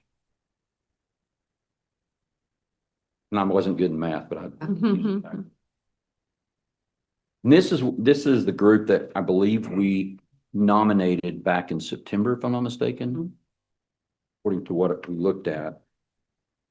So I'll move for approval of the suggested 5, the 4 incumbents plus Van Dyke. okay, Equally distributing our votes amongst those. 120 votes, 24 each for the 5. Okay, David, any comments, questions, further discussion? Hey, all in favor of the motion, please signify by saying aye. Aye. Any opposed by no? Okay, we have our 5 election, 5 votes that we have, 120 votes, 24 each. Next up is number 17, which is the ballot for Potter Randall Appraisal District Board of Directors. So this year, both Potter and Randall counties have 2 seats available for their boards. Potter County, Mitzi Wade and Chip Hunt are the nominations for the vacancies. Both are incumbents. Amarillo College has 182 votes, which may be distributed between the 2 candidates or allocated entirely to 1 candidate. And in Randall County, there are 4 candidates for the 2 available board positions. The nominees include incumbents Ginger White, who's the current board chair, and Jack Klaus, as well as Tom Sherlin, former city councilman, and Haley Holt. Of the 178 votes available to the college, they can be allocated to 1 sole candidate or distributed among 2 candidates. Okay. So for Potter, we have 182, I believe, is that correct? 182 votes. And if we split those equally, 91 each, that would give Chip Hunt and Mitzi Wade 91 each. Do I hear a motion? I move that we do exactly that, give 91 votes to each one of the candidates. David and Johnny second. Any discussion? All in favor of the motion, please signify by saying aye. Aye. Any opposed by no? All right, and then we'll move over to the Randall County Appraisal District Board of Directors. At September's meeting, we had nominated Jack Klaus and Ginger White. So I'm just putting that out there. Do I have anyone who would like to? I'll make the motion to go with those and equally split the votes, the 178 votes that we have between those 2. Okay, all right. Okay. Well, we have a motion, and do I have a second? Second. We have a second. Now any discussion? Would like to. Okay. Go I ahead. think it's pretty active.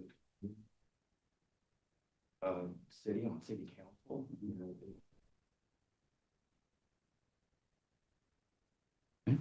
Any other comments? I'll stick with my.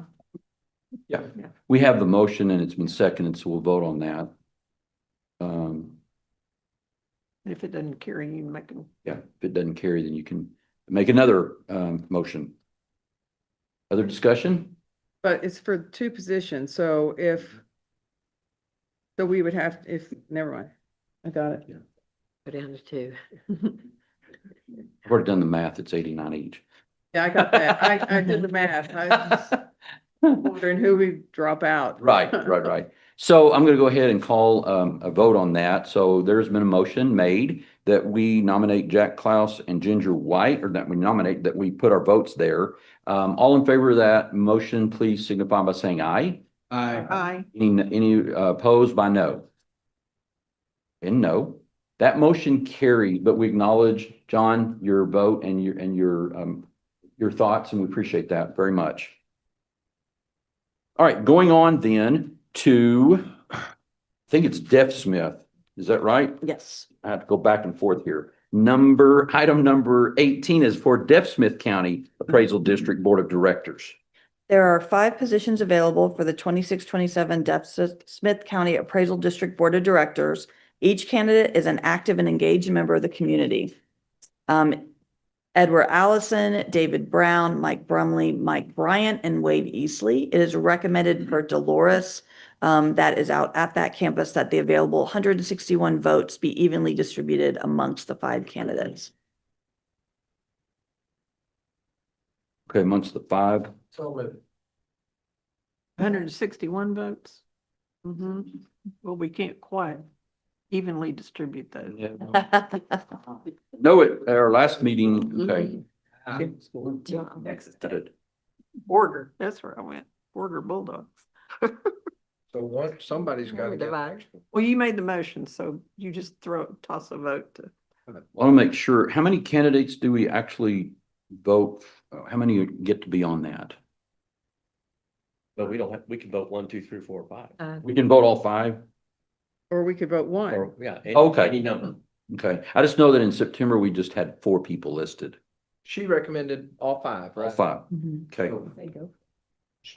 Split them evenly and give the balance to number 1 So number 1, is my motion.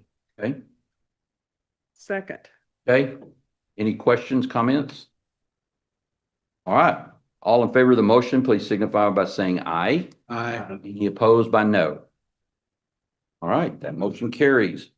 Number 19, First National Bank of Hereford Signature Authority. Tiffany?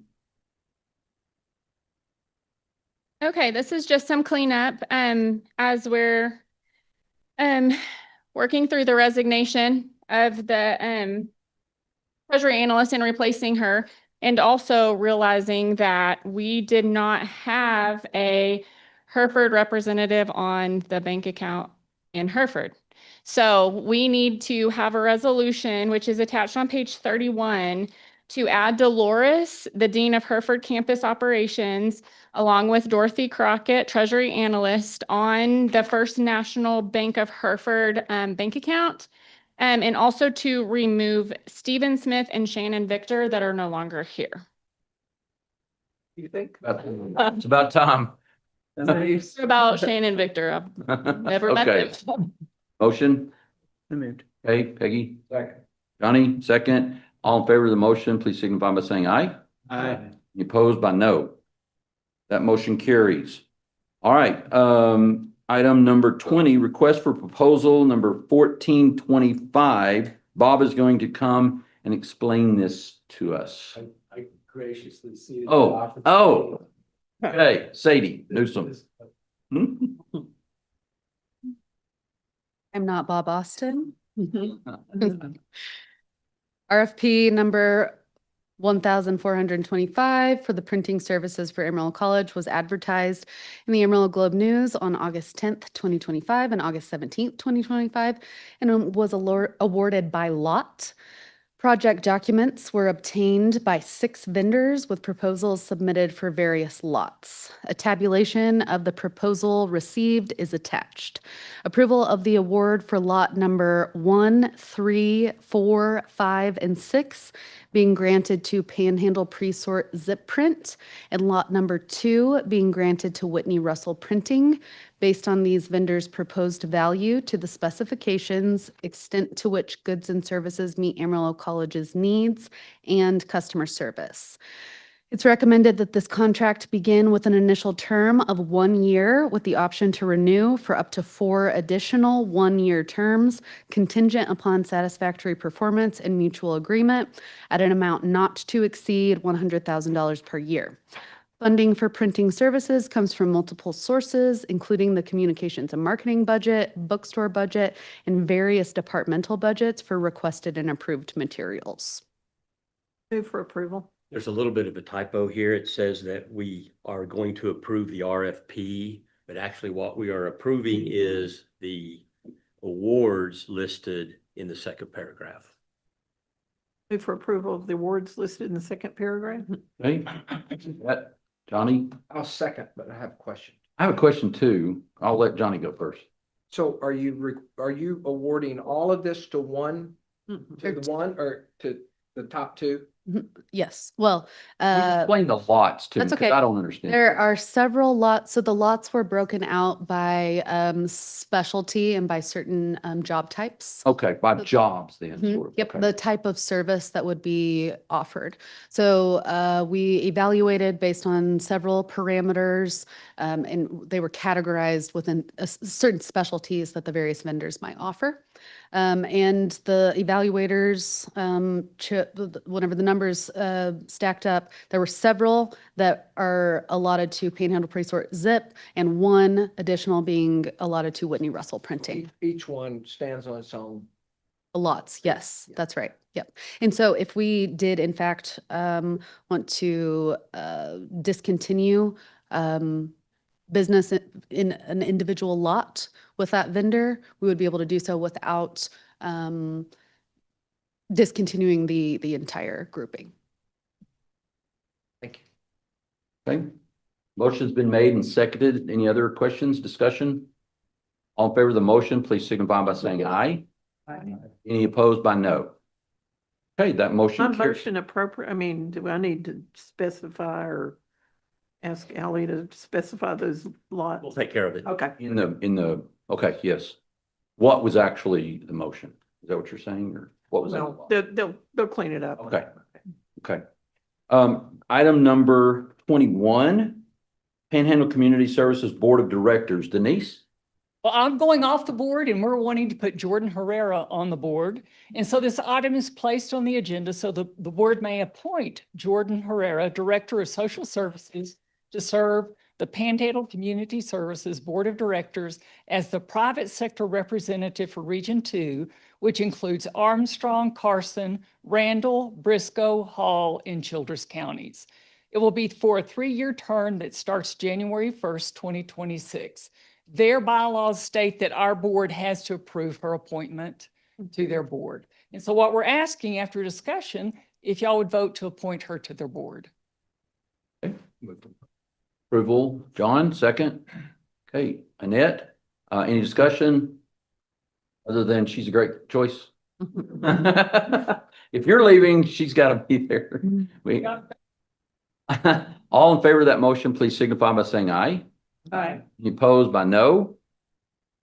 All right, the motion carries. And Denise, thank you for your service on that board. Very important board. Next up is approval of an interlocal cooperative agreements between Amarillo College and Panhandle Regional Planning Commission, PRPC. Mark? Recall that the PRPC's criminal justice program has been designated by the Office of the Governor to be the responsible entity for putting on these regional criminal justice trainings. And we have an agreement with them. Amarillo College will put on those trainings. And you have 3 contracts there in your materials. The first one is a law enforcement training contract. The second one is a specialized criminal justice gap training contract. And the last one is a breaching training contract. If you don't know what that is, it provides funding for purchasing breaching materials, breaching tools. You know what those are. So Battering rams. And breaches. wedges and crowbars and that kind of thing. We have been doing these for quite a while, and I don't think they've ever gone before the board for approval. Panhandle Regional Planning Commission has not put those to their board in the past, but my reading of the statute is that for an interlocal agreement, the governing board does need to approve these. So out of an abundance of caution, I brought those here tonight to be approved. And if you have any questions, let me know. Eric, is Eric here? I saw Eric earlier. We have an subject matter expert here. If you have questions about the actual training. So I'll entertain a motion. I move to approve the interlocal agreements. Okay. Second. Second, Annette, any questions or comments or further discussion? Okay, all in favor of that motion, please signify by saying aye. Aye. Any opposed by no? Okay, that motion carries. Eric, thank you for being here tonight. On the ready. Next up, we have item number 23, and there is actually a mistyping here. We are actually looking to the representative at Hinkson Memorial Campus. Did y'all notice that? Yep. Okay, I did, and I was like, hold it. I know we talked about this. They're in Hereford. It was a sly attempt. Jeff, I'm sorry.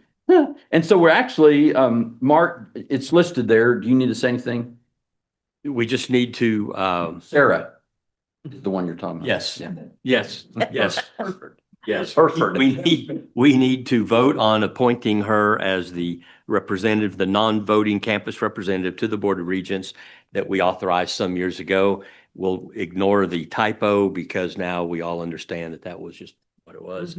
And, so somebody ought to make a motion or whatever, won't be me. Speak to that. I move for Sarah to be approved. Okay, thank you, Johnny. Second. Okay, and we'll say Irene seconds that.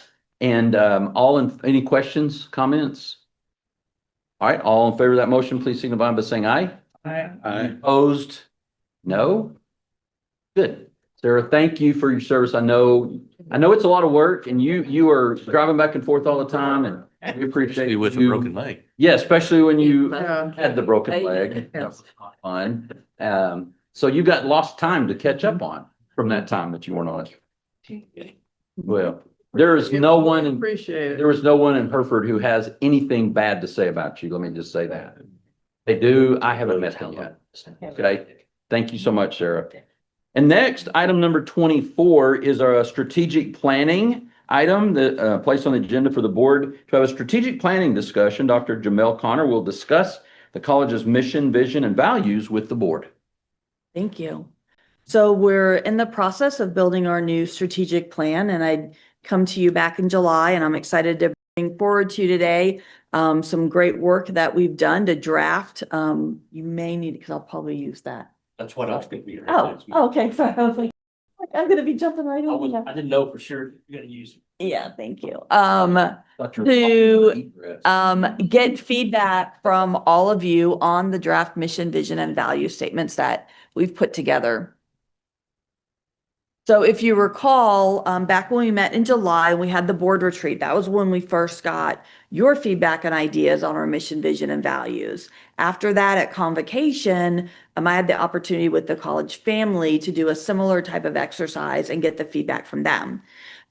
There was a lot of fantastic feedback. I was so appreciative that everyone was willing to participate and give honest feedback. And then we have a strategic planning committee that then got together and took all of this data and information that we had and spent weeks and weeks looking at it to draft up and synthesize what everyone's thoughts and ideas were. And so that's what I have to talk with you about today. For where we're heading, as we're doing part of the strategic plan, we've talked about that. We're ending these construction projects. We're finishing them up. As we're looking at what do we want our programs to look like? Where should our programs be housed, on which campuses?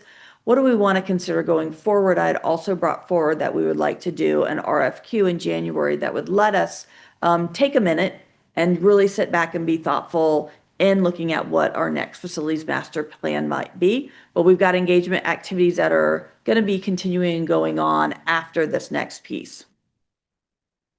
So just as a review from last time, when you're thinking about our mission, vision, and values, the things to be thinking about when it comes to our mission is what is our purpose? Why do we exist? Who do we serve? And what makes us unique?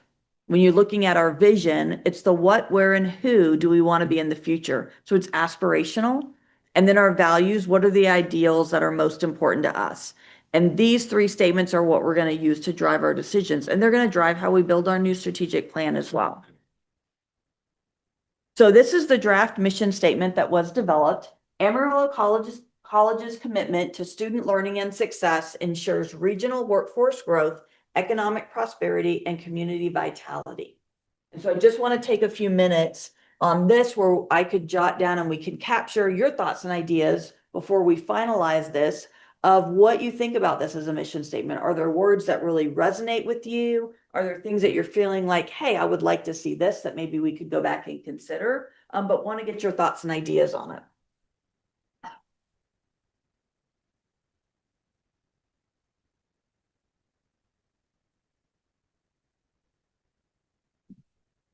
I like that there is without question upfront a commitment to student learning. That's not even a question. I like that we put that up front.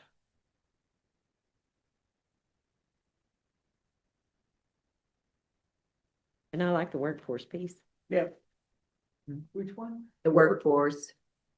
I mean, and the whole fact that it's all, to me, it's all geared around improving our community. Yes. You know, from workforce growth, economic prosperity and community vitality. So I think I like it. Well, I like the fact that it emphasizes success. I think that's that's the key word in all of it, in my opinion. It's where we're really committed to student success. And the prosperity, I mean, it's one thing for them to succeed, but another thing is a living wage.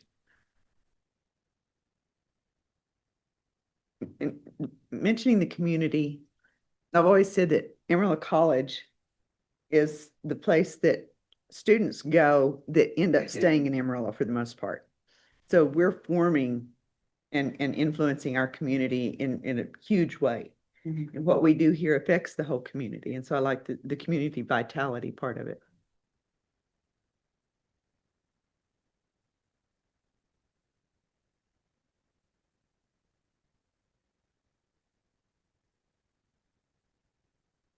Any other feedback, or have we kind of captured everything here?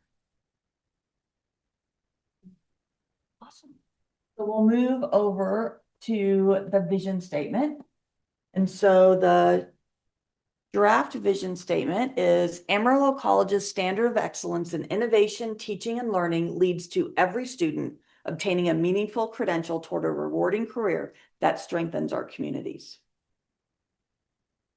That speaks to the living wage that we mentioned earlier. I like the communities part where you're including more than just Amarillo. Yeah, communities. And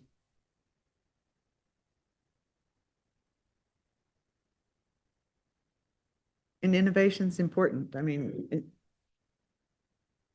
putting that first because we've got so much changing right now. My only concern is it's long. I can't remember that.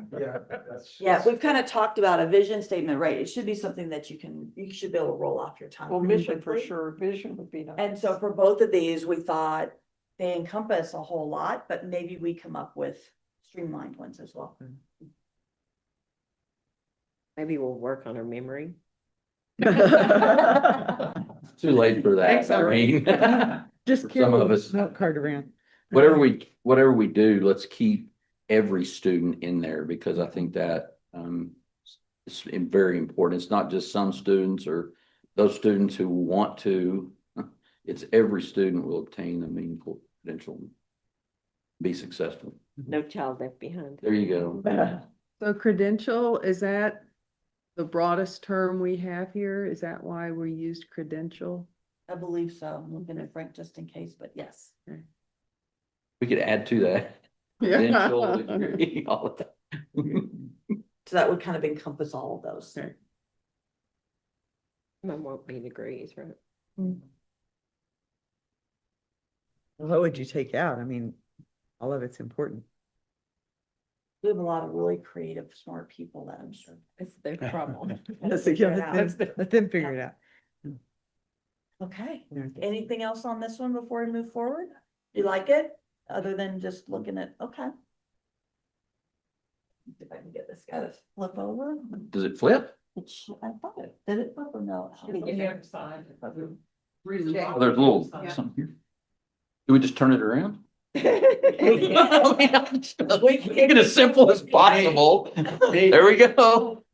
Need an engineer? There are. I think we could come up with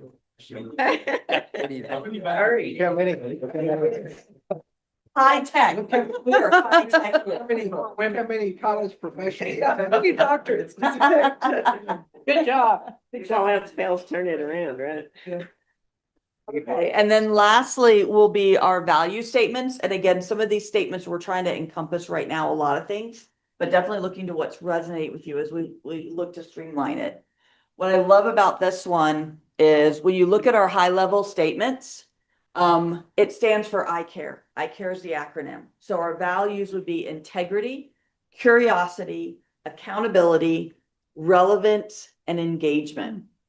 So for integrity, the description, we do what's right even when it's hard. Integrity means being honest, transparent, and dependable in the classroom, the office, and the community. It's about following through, keeping our word, and building trust with one another. We hold our students to the standard as they learn, work, and lead.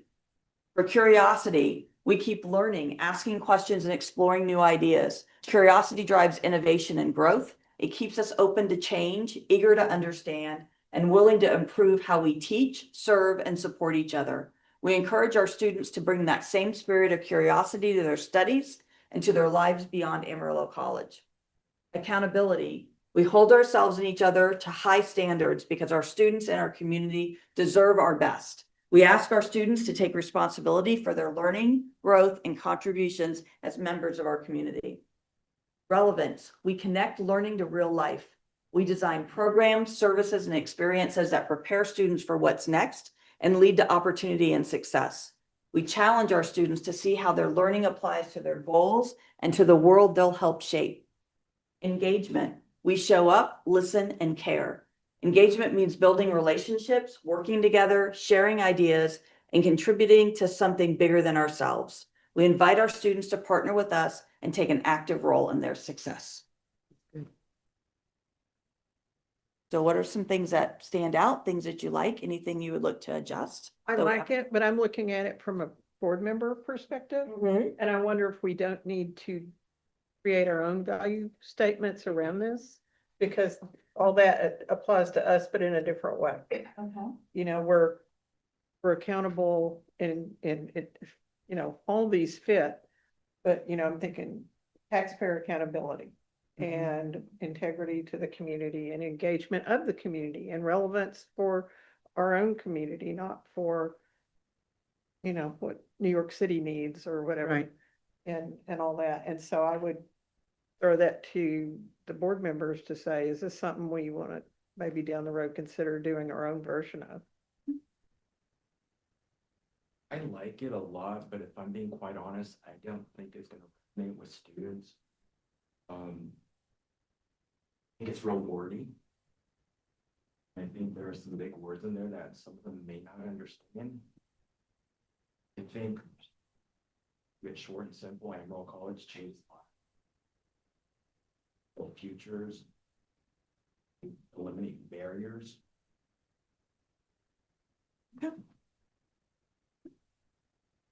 What I do like about this is it's raising everyone to a higher standard.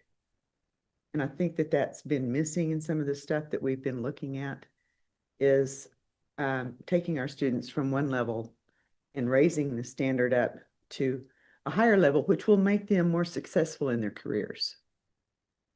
Integrity, the accountability, well, all of them. But I like that. Any other feedback? I like I care. I do too. I think caring is thing that defines us. I think the people around this table care. I think that's what makes this college and our work meaningful. And I think it's also what I think it just is I think it's just more about who we stand for. What really are we about? I think somebody was really creative to come up with I care. I did that. I'm positive y'all did I care, and then you ask AI. Goes with Mary. That would defeat curiosity. Good point, Jay. So just so I understand it, because in accountability, because our students in our community deserve our best, the hour is the college, faculty, staff, admin, not necessarily the students. Is that Mhm. right? Well, we added a line, and that was what was unique about this and why it is a little lengthy right now, was we added a second line that speaks to what we expect from students on Okay. each one. So that's then what we have right now is we ask our students to take responsibility for their learning growth and the contributions as members of our community. So to John's point, Mhm. if we needed to, we have an award-winning media department who could make videos of various people on campus talking about what does it mean to have integrity? Yeah. What does it mean to exhibit curiosity? Those kinds of things. Faculty, students, others on campus, just the person in the street. What does it mean to you? That would be fun. No, I don't want to do that because we would not know what integrity is, places or whatever. So I think doing that would help bring that forward. You don't do it live, Jay. No, I was gonna say, you get all kinds of funny things. So, yeah, So the real question is, how many students ever read this? Well, I'll go through my next steps, which is going to include student feedback okay, before we finalize this. good. That would be great. That would be. Okay, any more on this? And then I'll kind of go through next steps. And I wanted to get in front of you on this because with the timeline too, we're really working to finalize our mission, vision, and values because we need those to move forward with our strategic goals. And developing what those priorities are, so you can kind of see where we're at now. And so the next steps, now that I've been able to get feedback from all of you, what we're working on within the next 2 weeks or a couple of weeks are pop-up events. So this is a busy time of year for students as well as faculty and staff, but we want to give them the opportunity to be able to come in and really give their feedback as well. So similarly to how we started out building them, we'll be able to take your feedback as well as theirs. So the idea of a pop-up event would be, we'll set something up in a room over here, for the day, because students in between classes, when might they have a minute? Faculty and staff, when works for them to come by instead of you can only come at this time if you want to give feedback or not. And I like the idea of people coming in person if they can versus just sending out a survey you have to fill out. But we would have each of these out in some way on the wall, and we'll be having a means, we're working on an electronic means that then people can come in and look at it. And they can give us our feedback that it's not on sticky notes where then we have to get someone to type them all. And that's going to take a while. We'll have food available for everyone that's coming, maybe some tchotchkes, so that it could just be a really interesting, fun event. And that's going to help inform how we look to finalize these, so that then when we come back in January, we can start our work on our strategic goals and priorities. So in the January board meeting, we'll be having another discussion about priorities and goals. When we come back, with the faculty at ACES, I'm going to be doing an activity with them to get feedback. And then I'll be doing another one for the rest of the college family that may not be at ACES that day to get their feedback. We'll look to have more of a concentrated time of lunch or a meal with our students, so that then we can really get in depth with what we're hearing from them and informing our goals and priorities. And also looking with our community members, we can look to do surveys and get feedback. But also I'd love to have, for some of the events that we have going on, and we already know community members are coming, that we can have pop-ups right there, that as they're coming in or going out, there's some fun way that they can also give feedback. And so those are the next steps, so that by the end of spring, when folks are going for the summer, we have a really good look at what our goals and priorities are going to be, so that then those of us over the summer can do that work to take those goals and really take them all the way down to every level and every position in the institution, so everyone can make that connection to how am I going to help us get there? What do I do every day that's going to impact how we're going to achieve our strategic goals, so that then we're ready to rock and roll for September 1 of 2026. Mel, can I ask, as partly to Annette's point, when I think of vision, I think of and this would be more from a board perspective as opposed to from a school perspective. But, I think about vision. In my previous experience, it would be about growth. It would be about, where do we want to be? Where do we want to ultimately, what do we want to be in 5 years or 10 years or whatever? And I know we don't need that necessarily for what we're doing inside the college, but we might want that from a directional perspective for us as a board. So we'll probably, maybe, so we add maybe take another look to see, is it aspirational enough? Do we need to tweak it some to have it be an aspirational, which vision should be?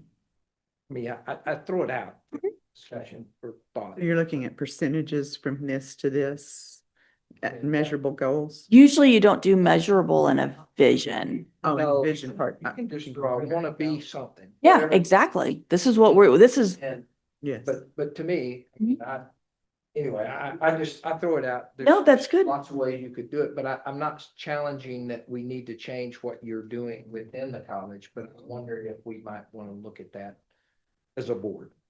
And I wasn't talking about just vision, but Mhm. the goals for. Yep, and that's definitely for our strategic goal. When we set our strategic goals and priorities, they're going to be quantitative. And so while we may have qualitative pieces, right, about things that we know that are going to make a difference, we're going to have goals that then that'll be another dashboard, right? That regularly you all will see to see how we're tracking to attain those goals. So that's the next step. Thank you. I really appreciate all the feedback.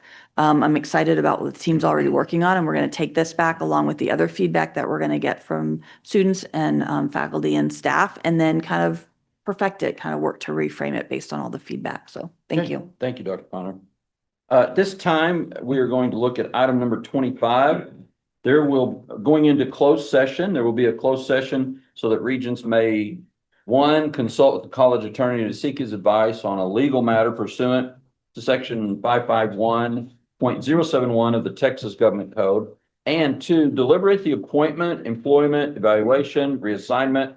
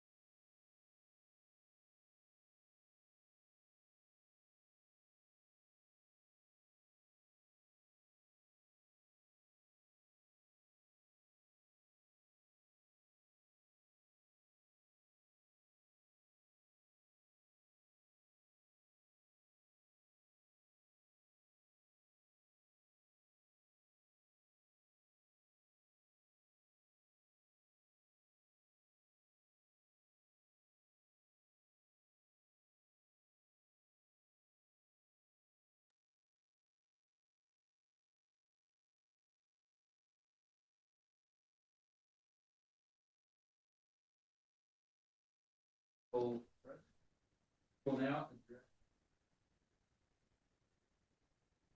Adjournment. Second. All in favor, say aye. Aye. Opposed? Meeting is adjourned.